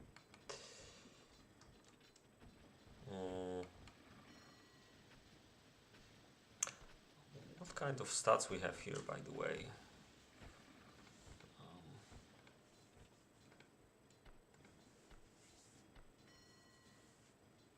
I gotta say, I don't find most of these stats actually useful.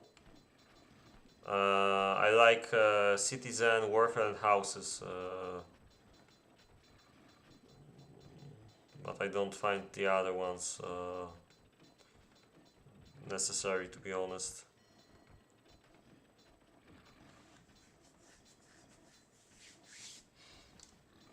Maybe we need some ideas for new kind of statistics here. Something that, like some kind of numbers which would tell us immediately who has the best production from iron and leather, for example, or food. Because I think this just shows how many resources you have in a base. Actually, this might be useful. Because this already shows us how much iron somebody produced easily, and you can already see there's a massive advantage for the left side with the iron production. So this already shows you how the game might look like.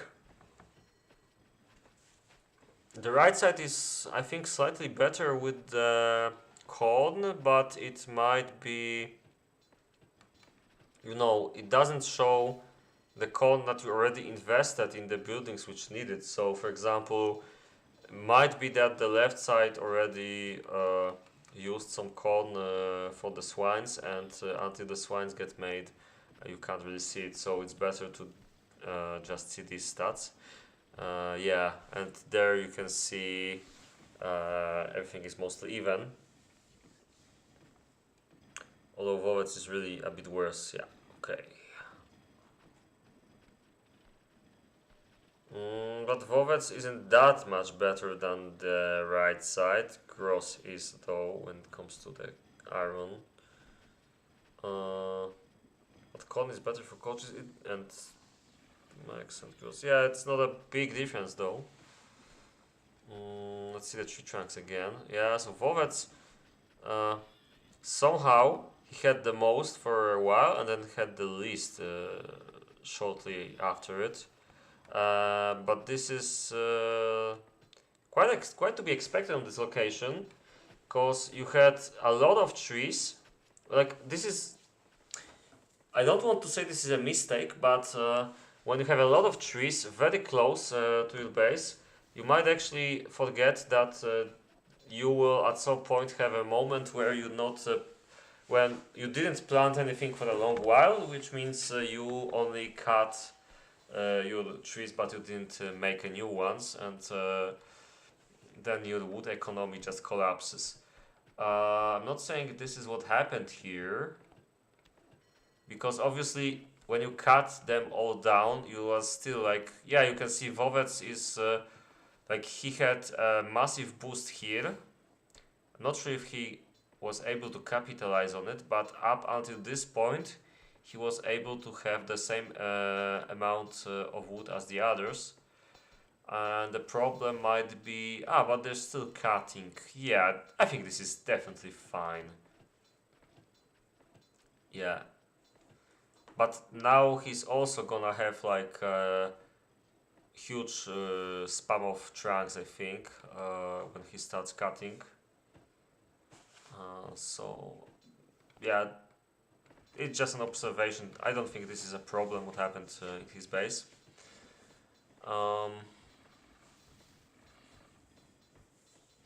Yeah, it seems both teams are like mostly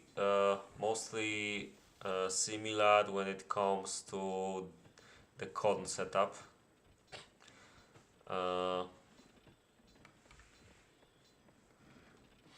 I don't think there's gonna be a massive difference there. So I guess the difference in iron production will decide about the power of the troops in this base.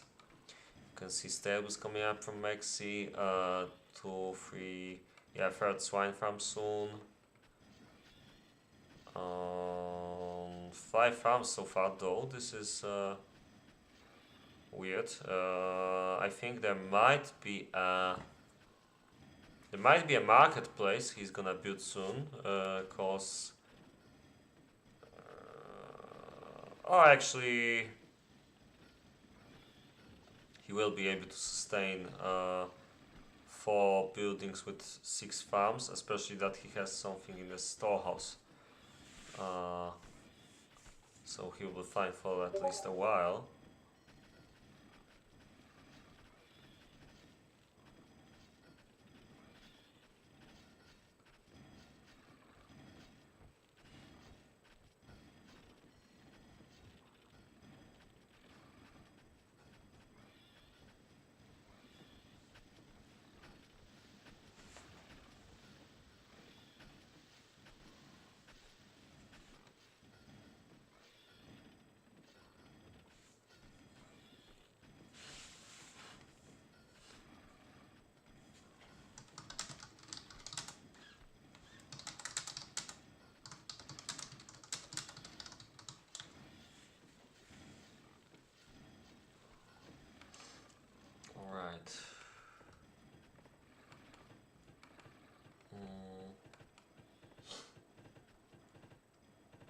It's quite a lot of serfs standing idle in Koczys' base, and this is maybe because he has the best surf production.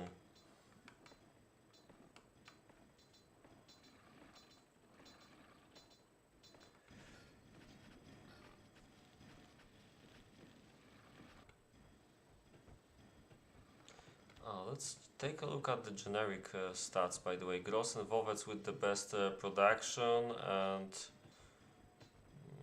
yeah, MexT with the best warfare. There's not a lot of difference though, and I'm pretty sure Gross will need a slightly more time to get it rolling, but once he does, it will be overkill, just because of the nature of his bases. It doesn't seem like. Oh yeah, okay. So yeah, okay, never mind. So is it time already to show the warfare stats? A bit early. You cannot really see that massive advantage they have on the left side with the iron production, which is kind of weird. Let me see. Yeah, but I think it will take a while until we can notice the difference. Seeing as all the buildings are full. Yeah, but as long as they have like 3 iron smithies, and seems like Gross has 1, am I right? No, he has 3, what the hell? I'm like really blind or something. Yeah, this is a really neat function, by the way. I completely forgot that it exists. But yeah. Yeah, so I think if you have 3 smithies and you have plenty of iron ore in the storehouse, then you can use it in a pretty short time. As for the iron, what was the name? Iron, yeah, just iron. Okay.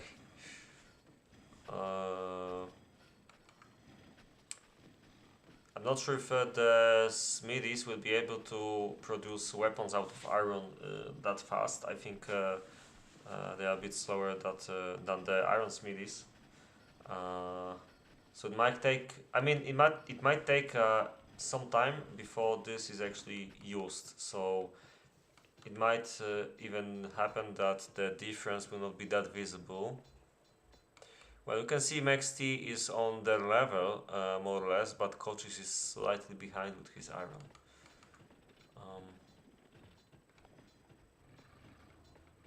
Yeah.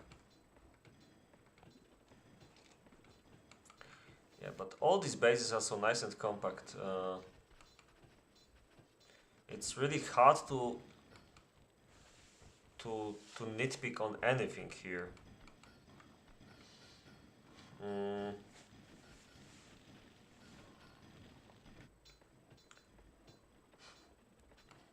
Siema.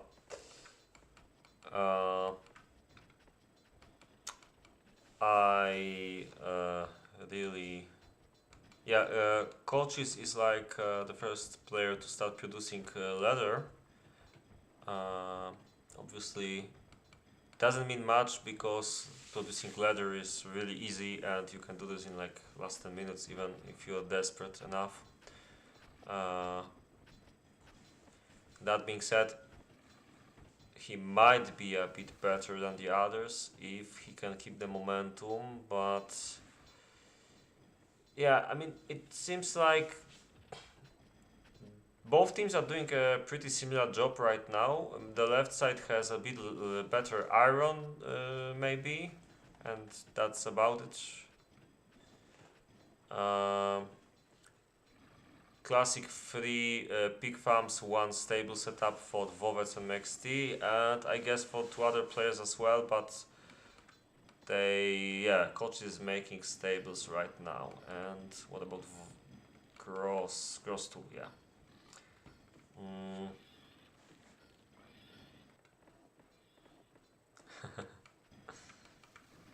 Dokładnie.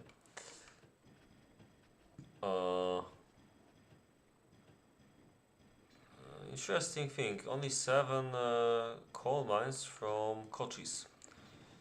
How many buildings does he have that use it? 2, 4, 5, 6, 7.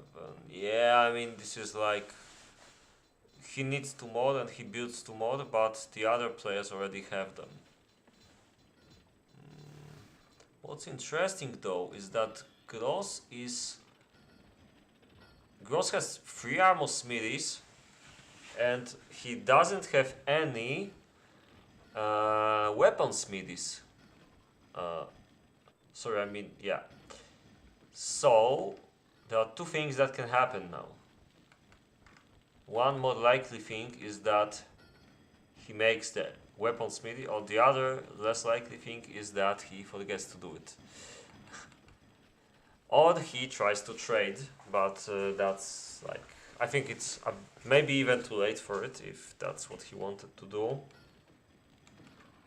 And he doesn't have enough to trade, I guess. He's gonna make 2 weapon smithies soon, I guess, because there's only 15 minutes left, so it would be a massive mistake to just not do them, obviously.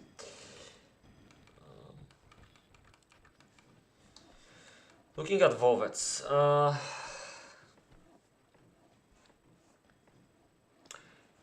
Expanding his farm setup a lot. I like this. He's the first guy to have 4 pig farms in this game.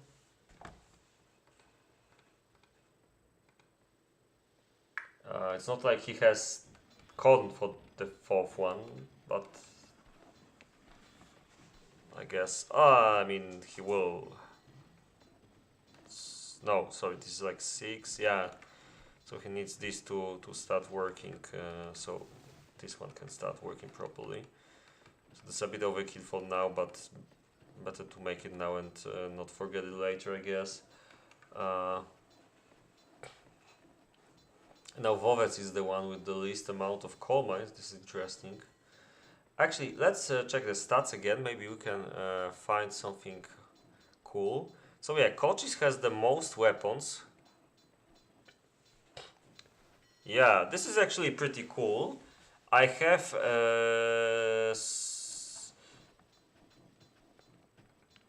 I'm somewhat sure that the other players will catch up to him in some time because, like I said, making leather is not that hard, so they just need to set it up in like next couple minutes and they should be totally fine. But there's a chance he will have huge leather spam still. Yeah, nobody really has problems with wood. Like Vovets was slightly worse for a while, but I don't think it's like making any difference. It's like pretty interesting though. Max, is he trading anything? Why does he have so many trunks and no results out of them? Yeah, how many sawmills? 3. Like that might not be enough. But I guess there's still time. He's trying to build. Yeah, he'll probably fix it, but it looks funny on the graph, I guess. Yeah, so still the left side has a way better iron graphs, and we still don't see it in case of MexT. Because he has similar to Vovets. Okay, this is alright. Yeah, but koczis looks like a disaster to me. So what's happening here? I mean, it's not even the iron, I think. It's like the iron ore graph was like really bad. He just did it like way too late and only one at the same time. Yeah, I can see it. Like, yeah, but that's one thing, and the other thing is that he has a lot of leather, so Yeah, this will be more of a spam build and less of an iron build, and the difference, to be honest, isn't that big. A couple of soldiers, I guess, so maybe it's not a big deal. Mm, okay.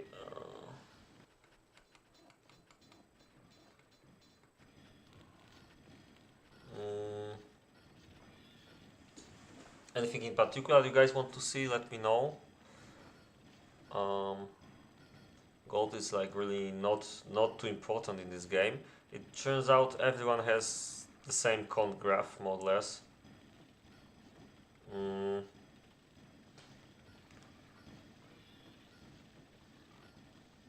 yeah, but it's interesting why. I mean, Gross's stats, they don't look too amazing apart from the always stat so far. Yeah, stones. Okay, this is like the least important statistic here. So, um, kind of expected Gross to have like the best of the best bases here. Not sure. Oh, wait. Let's see the leather jacket crafts. What's the tempo here? Yeah, it really looks like the right side will have better leather for sure, and the left side better iron. But I think this will work well for the right side actually. Um,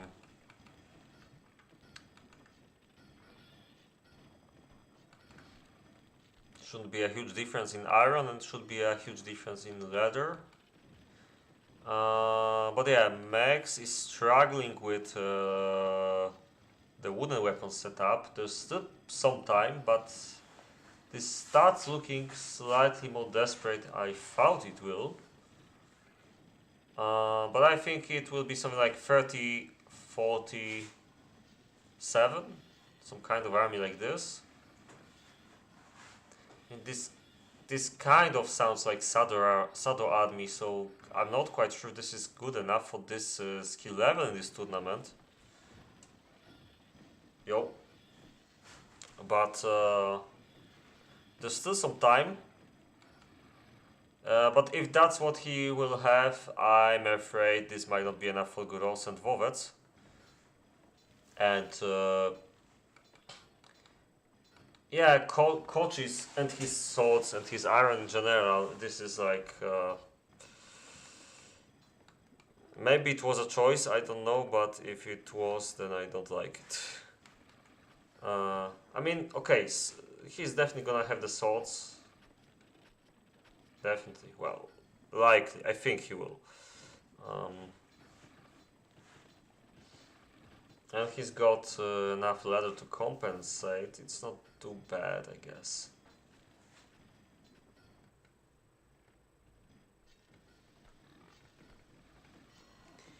Yeah, so there's still 5 minutes. Oh, but one interesting thing, Gross has only 10 swords. And...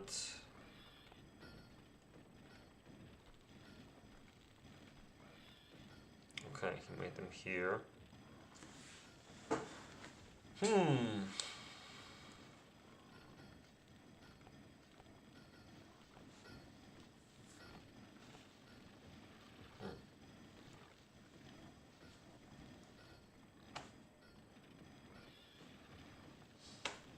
Okay.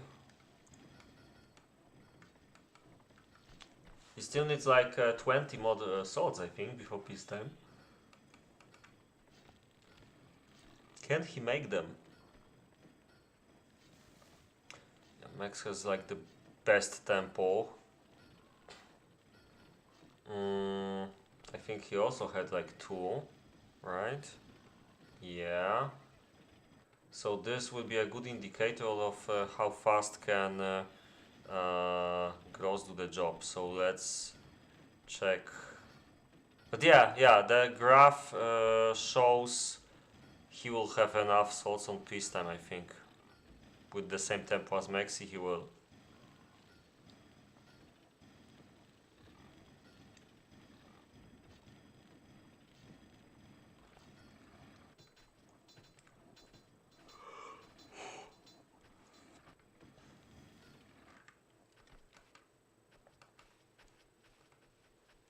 Okay, one last look at the graphs, this time food. Yeah, koczis is the best, which was something to be expected given his push into leather instead of iron.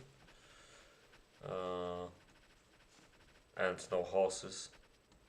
It's a bit of a weird decision. Sorry, he has horses actually, but they were quite late, so he went for a very stable base with very late stables.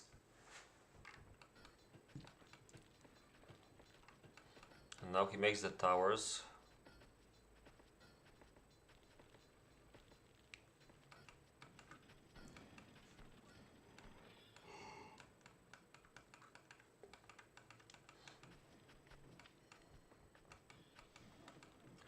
Yeah, it seems like vovets doesn't make any tower. Oh, one tower hit actually. Okay, but kind of feels like they will just go out with their army and go to the enemy base. Anyway, we've got 2 minutes left, so let's check the armies again. Recruits. Koczis has 80 recruits, the best result by far. Regarding the iron production, Gross has massive amount of iron, but he lacks 10 more swords and won't make them in 2 minutes, I guess, but this is not like a huge deal. Then all the other 3 players have similar kind of iron setup. Horses, Gross, Vovets and Koczis similar. MexT is slightly better, but it's like a super small difference, so both teams are mostly the same here. And leather jackets, weapons, enough weapons, yeah. MexT has actually almost 40 weapons, yeah, so this is fine, so we can only take a look at the jacket amount. Well, it might make some militia as well. It's like 40, 92 versus 94, yeah, this is like even. So there's no advantage for the right side regarding the ladder actually, which I find interesting. Yeah, these armies are basically the same in power at least. Although Vovets also has slightly better iron now I see, yeah.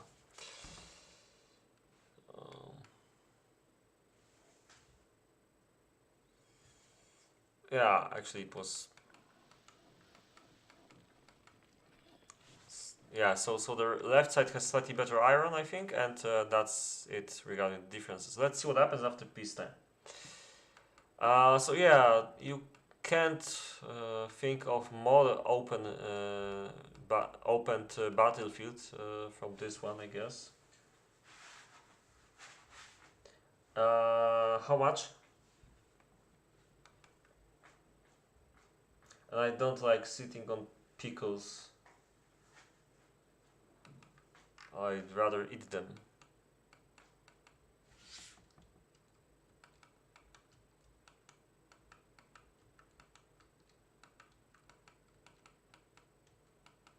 It's 5 euro.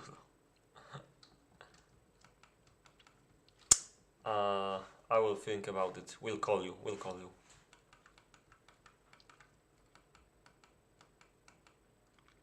Yeah, so this is a desperate try to catch a horse. I mean, yeah.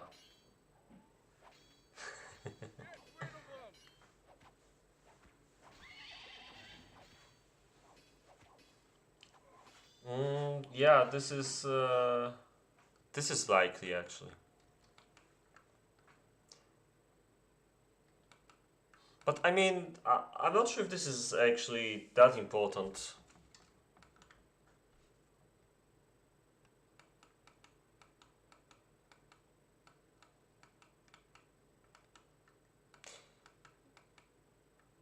I mean, if the left side chooses a right moment to attack, then it might be important with slightly more swords, you know, but other than that, I'm not sure.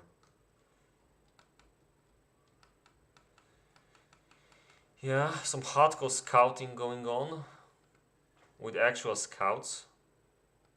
As you can see, this is quite useful unit in beta because it has a ridiculously bigger vision.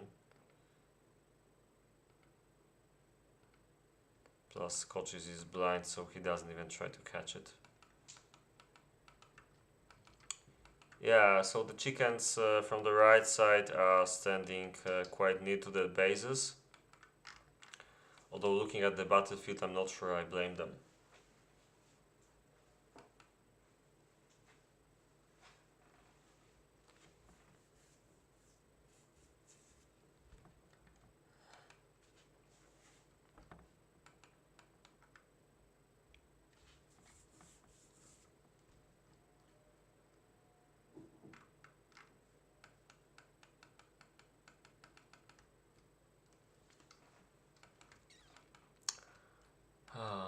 So now we can enjoy the silence, because I guess nobody wants to attack anybody.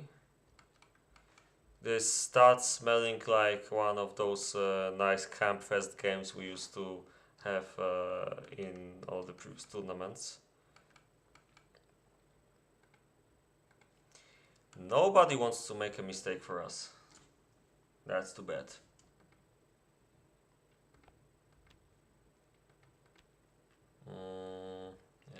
Dismissed citizens, no lost citizens. Oh, but we can take a look here.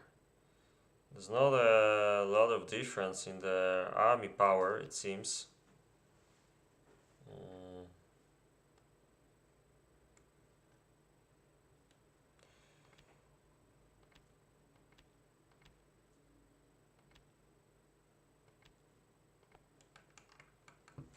The teams are practically the same with their units.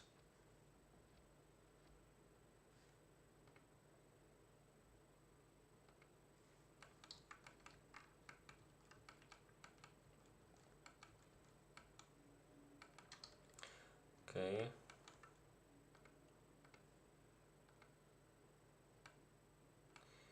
The most see everything. The left side sees everything actually, yeah.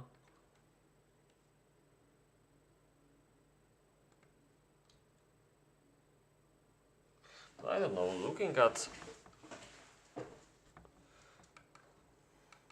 this. One interesting thing is that vovets and gross are divided by this cliff. So if the right side does it well, they could block gross out and attack vovets, or vice versa. This allows pretty fine control, although I mean I'm not sure if this would work that well, but yeah, if they start going back or something like this, then they could do this blocking tactic maybe. But I think it's quite clever that Vovets stays exactly here and not like here, because it's super easy for him to go back if he needs to. So it's not that easy to get attacked by the right side.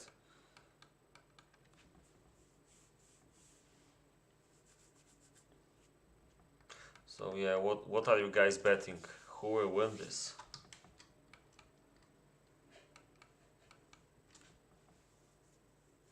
Yep, so Gross moved one tile to the right and the chickens go back immediately.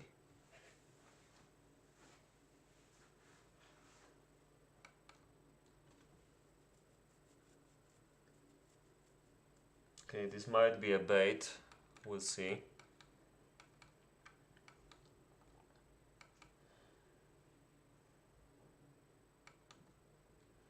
Yeah, there's plenty of space between both teams, so attacking anyone will be quite hard at the moment, effectively at least.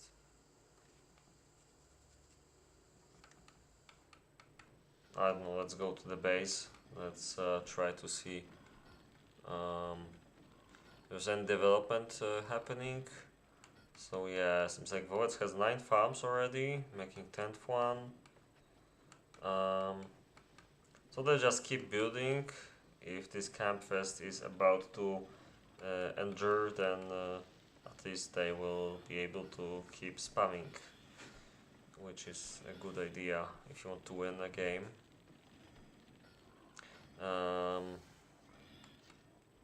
Yeah, Gross doesn't do anything. Oh, I was so sure there's not gonna be any movement, but it seems like there is some movement here, and the right side doesn't want to move back furthermore, because this seems like the last spot they can somewhat camp. They have some natural obstacles,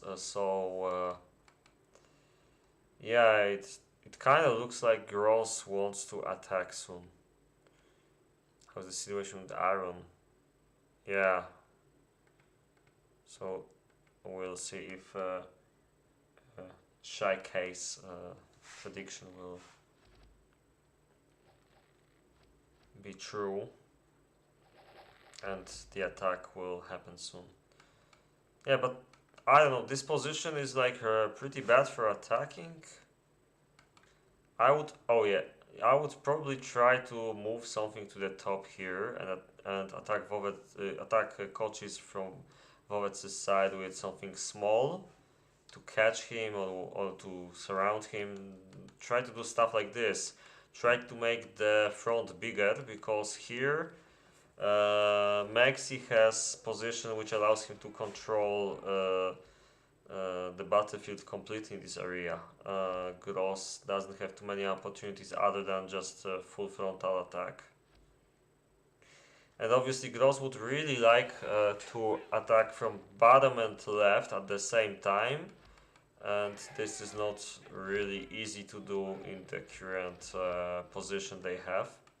So like I said, and Gross can't really go around because this is like a very narrow entrance here, so it can be blocked easily. So I think like it's hard to go through this entrance basically. So I think like I said before, it should be from Vovets' side if they want to do anything. I hope this is walkable. I mean, this is Kungen's map, so anything's possible, I guess.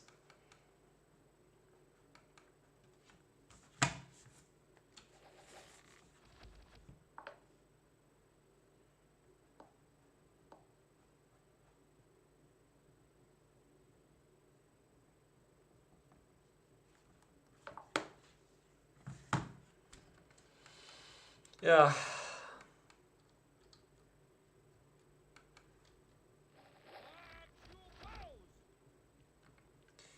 So, guys, you know how some people are doing these sleeping streams on Twitch where they just point camera at like that bed and they just sleep.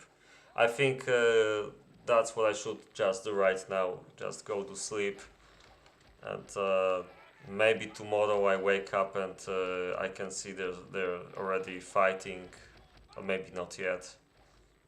Oh, but this is interesting. Gross is going around with horses.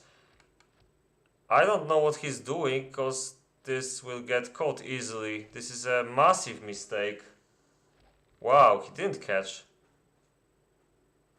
Might have been a bait, but they would both lose horses, and I think it wouldn't pay off for him. It was pretty weird. I still don't understand why they don't see how much better it would be to attack from Vovets' side. But at least Gross now is moving his troops towards the top, so he finally has some space to do this. Niestety nie mam basenu. Na szczęście chciałem powiedzieć, nie mam basenu.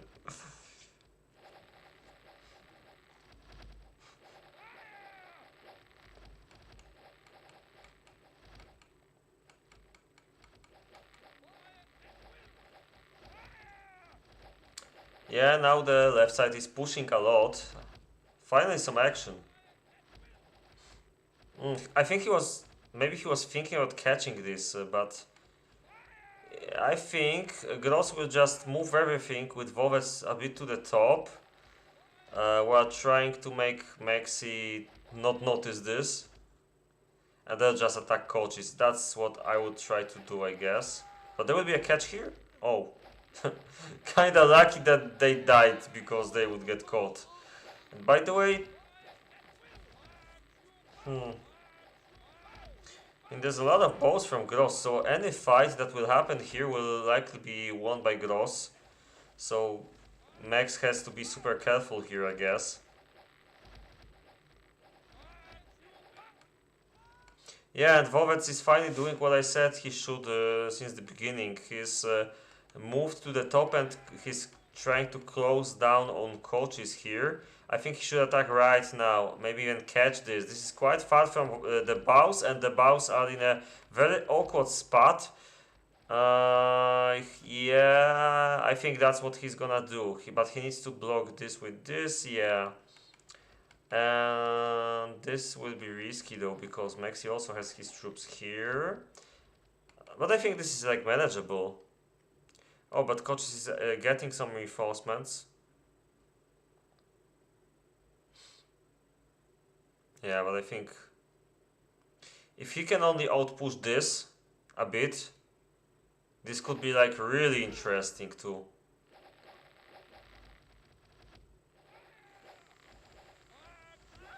But actually the upside of this, oh, another try from Gross to invade the base of MexT. But an upside of this mountain being here for coaches is that it will be like hard to attack these bows with, for example, these horses here. But I kind of see him stuck now. I think at this point, if they push coaches back to the right even more, like to this line, for example, they will be able to attack MexT. I think Gross is already attacking him. Yep.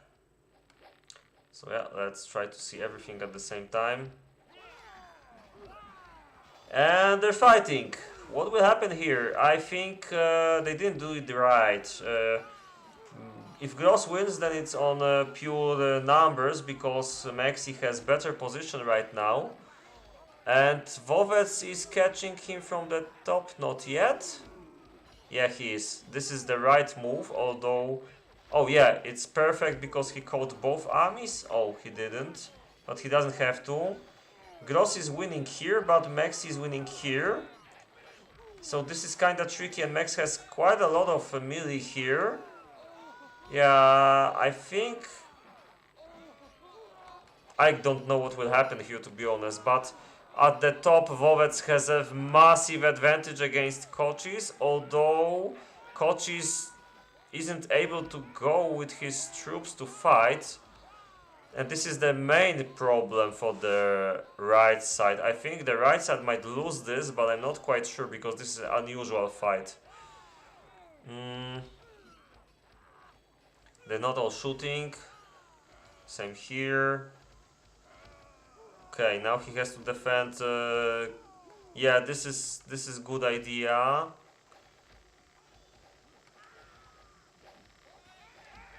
Quite a complicated fight happening here, to be honest. But there's a lot of troops from Gross, and this is like super hard to do. Somehow they got caught in a really stupid way.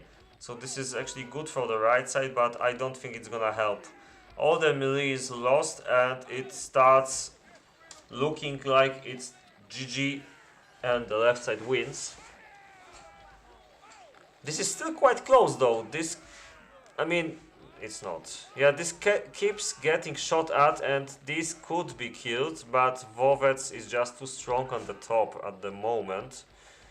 And it's like really hard for Koczis to do anything. He needs like 10 melee troops, maybe 20 to win this right now. He just doesn't have them. If by this time MexT was able to kill this, there would be a chance. He could just keep shooting this, and it might work, but it's super hard right now for the right side to do anything. And he should put all the melee to the right and not here, in my opinion. Gross lost all the melee and Vovets still has it. But Vovets is attacking in a really weird way. I don't think this is gonna end well for him. He can just keep shooting. Koczis is losing a lot, but yeah, I mean, Vovets could do it better, but it will still be enough. Yeah, probably. Yeah, now time for some in-town fighting. Koczis still has 18 bows. That's actually amazing. Yeah, I think they might make it. This starts looking much worse for the Russian team right now. If only MexT was able to attack this, it could turn around pretty quickly, because Koczis already starts killing off vovets. Yeah, if MexT will survive next 15 seconds, then the Russians will not be able to invade. Yep. That was a pretty intense fight. And it might actually turn out that the Russians will lose this if this continues. It's not gonna be easy though, but they should keep catching stuff right now and kill it off. Like, go for this, for example, like immediately. They're not doing it though, so they'll just wait now to be killed, basically. I mean, they had their chance. If they were able to kill the boss, or to kill like a half of them or something, then I would say they have a chance. But I think probably the production. Oh, but the production is close. It's like, okay, but Vovets has a lot more right now. Yeah, there's no big difference though. So Vovets has a lot more bowmen.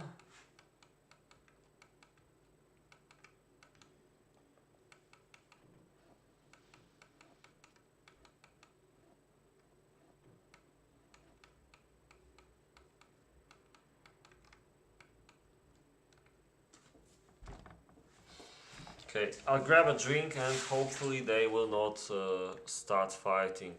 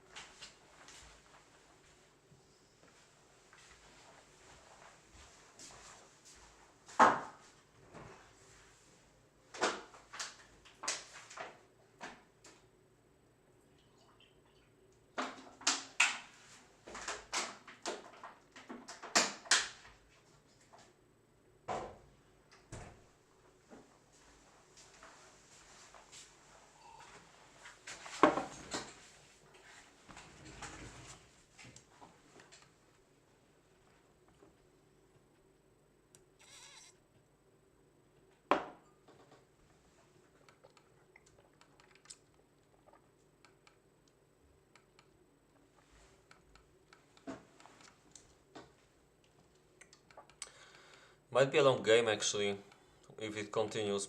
Both teams have similar bases. Both are good.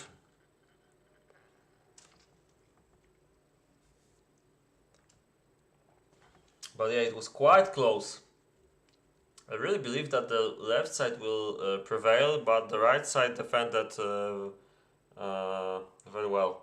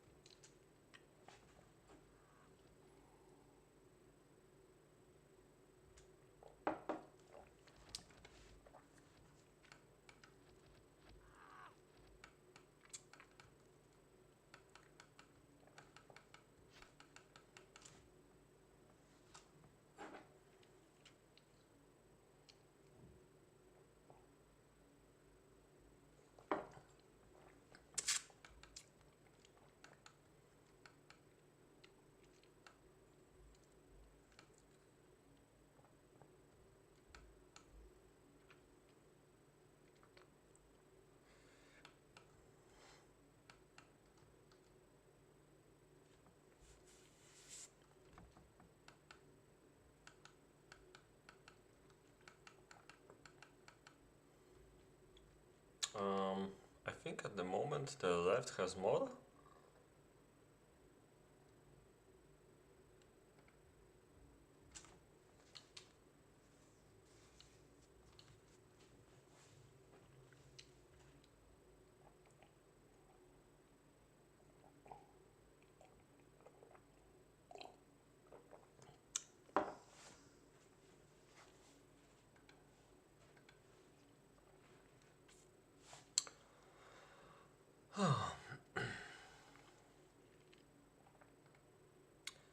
Yeah, I gotta admit, Koczys' bowman worked very well for the defensive playstyle that they tried against Gross and Vovets.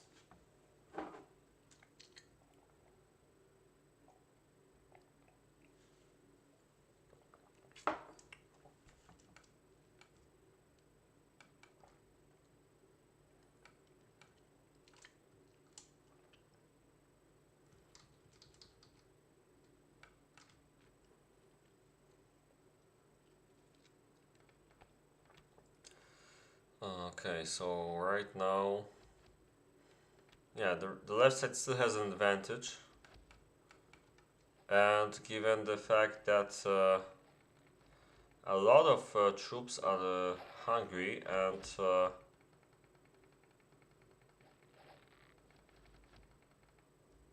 yeah, it might be that we will see another attack soon.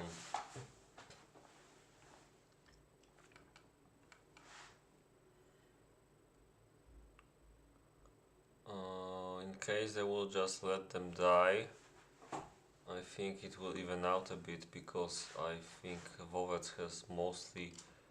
Oh yeah, but they're gonna attack soon. You can see he's preparing. Okay, so we're gonna have another fight in a minute or so.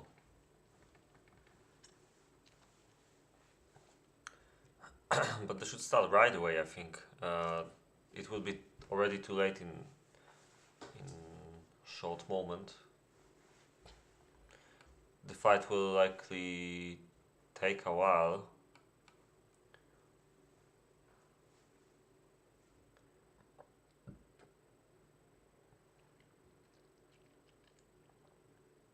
Yeah, I think Koczys is reading the signs. It's quite obvious an attack will happen soon. So they're just going back only ever slightly, hoping that the enemy will not notice.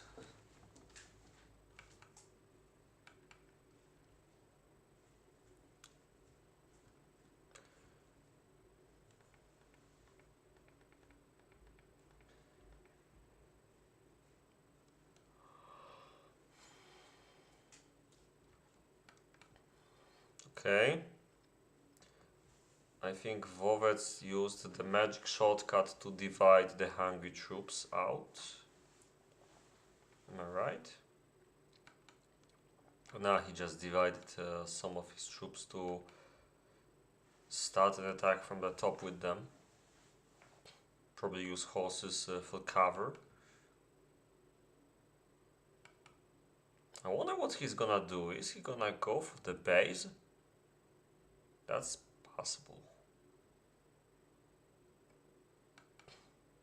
Nah, he's just going for the towers, I guess.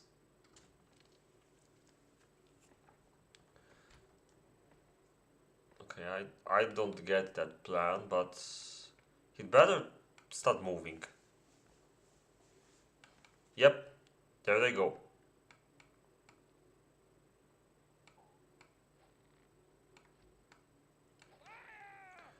Right, so frontal attack here, and yeah, the harder part will be to attack MexT here. Oh, what a nice bait, almost worked. Another bait here. Because he can easily go back. Oh, but this might be nice if he just goes like here, but then this can go to the top, which wouldn't be nice for Vovets. Mm. Yeah, well, koczys wants to show vovets that he's the better fighter here. But I don't think vovets agrees, so let's see his movements now.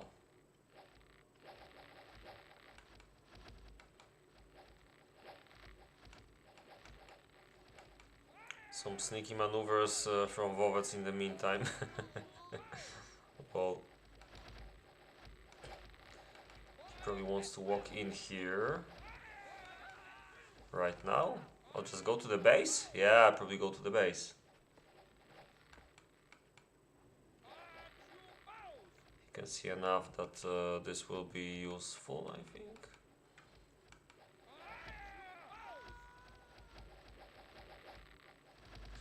Yeah, but you can see Gross and vovets know their stuff. They don't make unnecessary tries. They only will attack when they will really believe this has a chance. And now there's a counterattack? I mean, I wouldn't risk it, but he can try to shoot a bit. I think that's the plan here.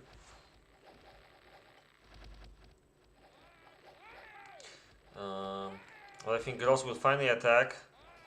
I'm not sure why he catches these horses here. And then this will be interesting.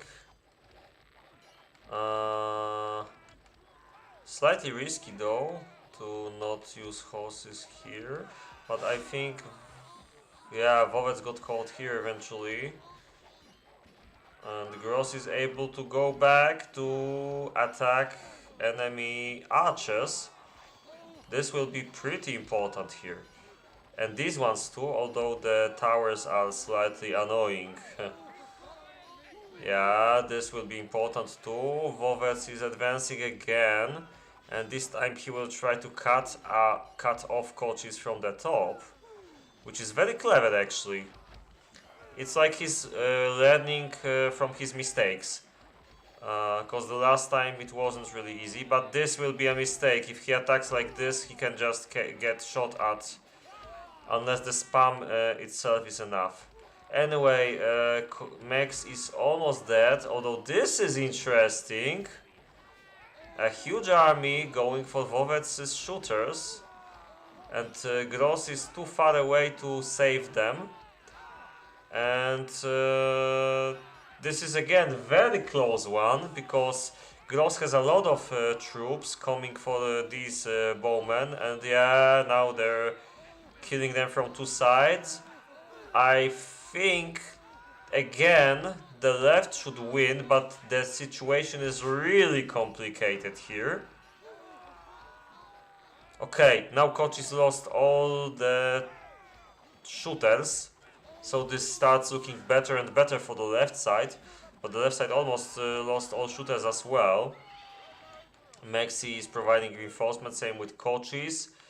Yeah, they don't have reinforcements from the left, so I think this will be another close one, but I think the Russians might win this one if they start shooting here, but they don't.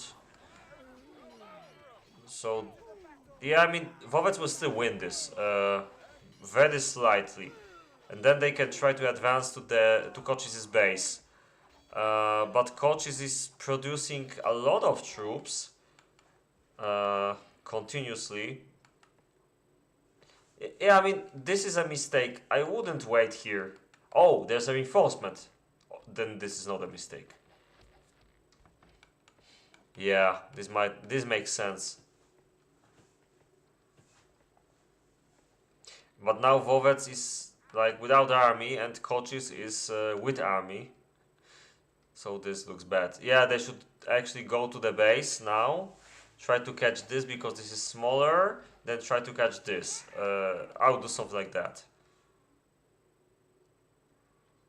Yeah, vovets with one troop will try to storm on it. I see his plan already. The funny thing is he doesn't have to, because this just gets shot at.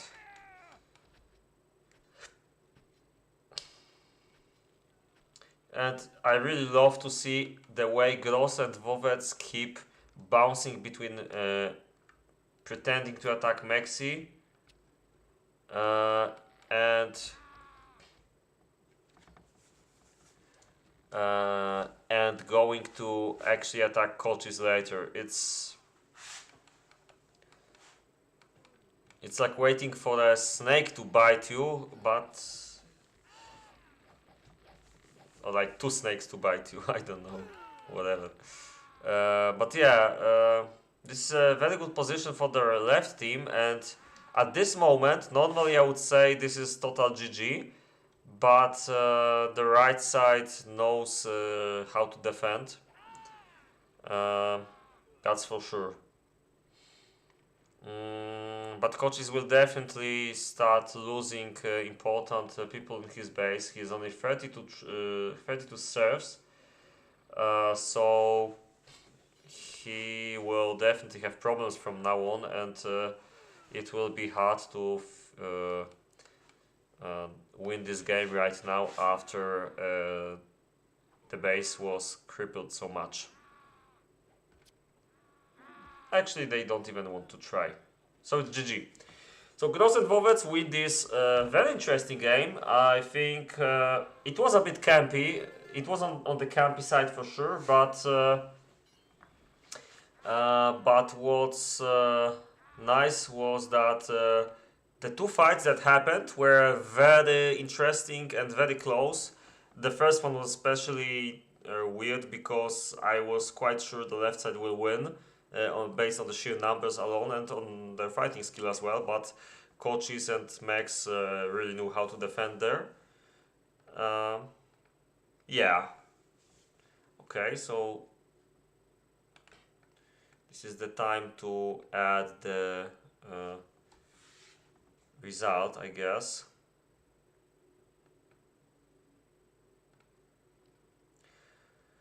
So yeah, we're still waiting for 5 games to be played.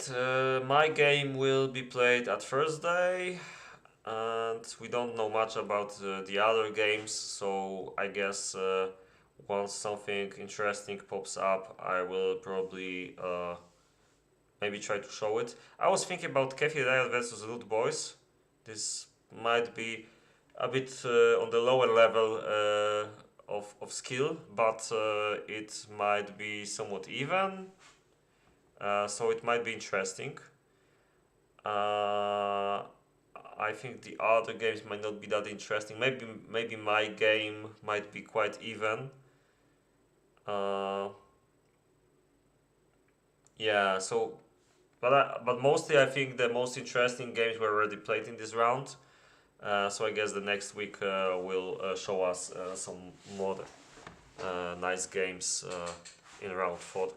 Okay, I think that's it. So thanks for watching and see you next time. Bye.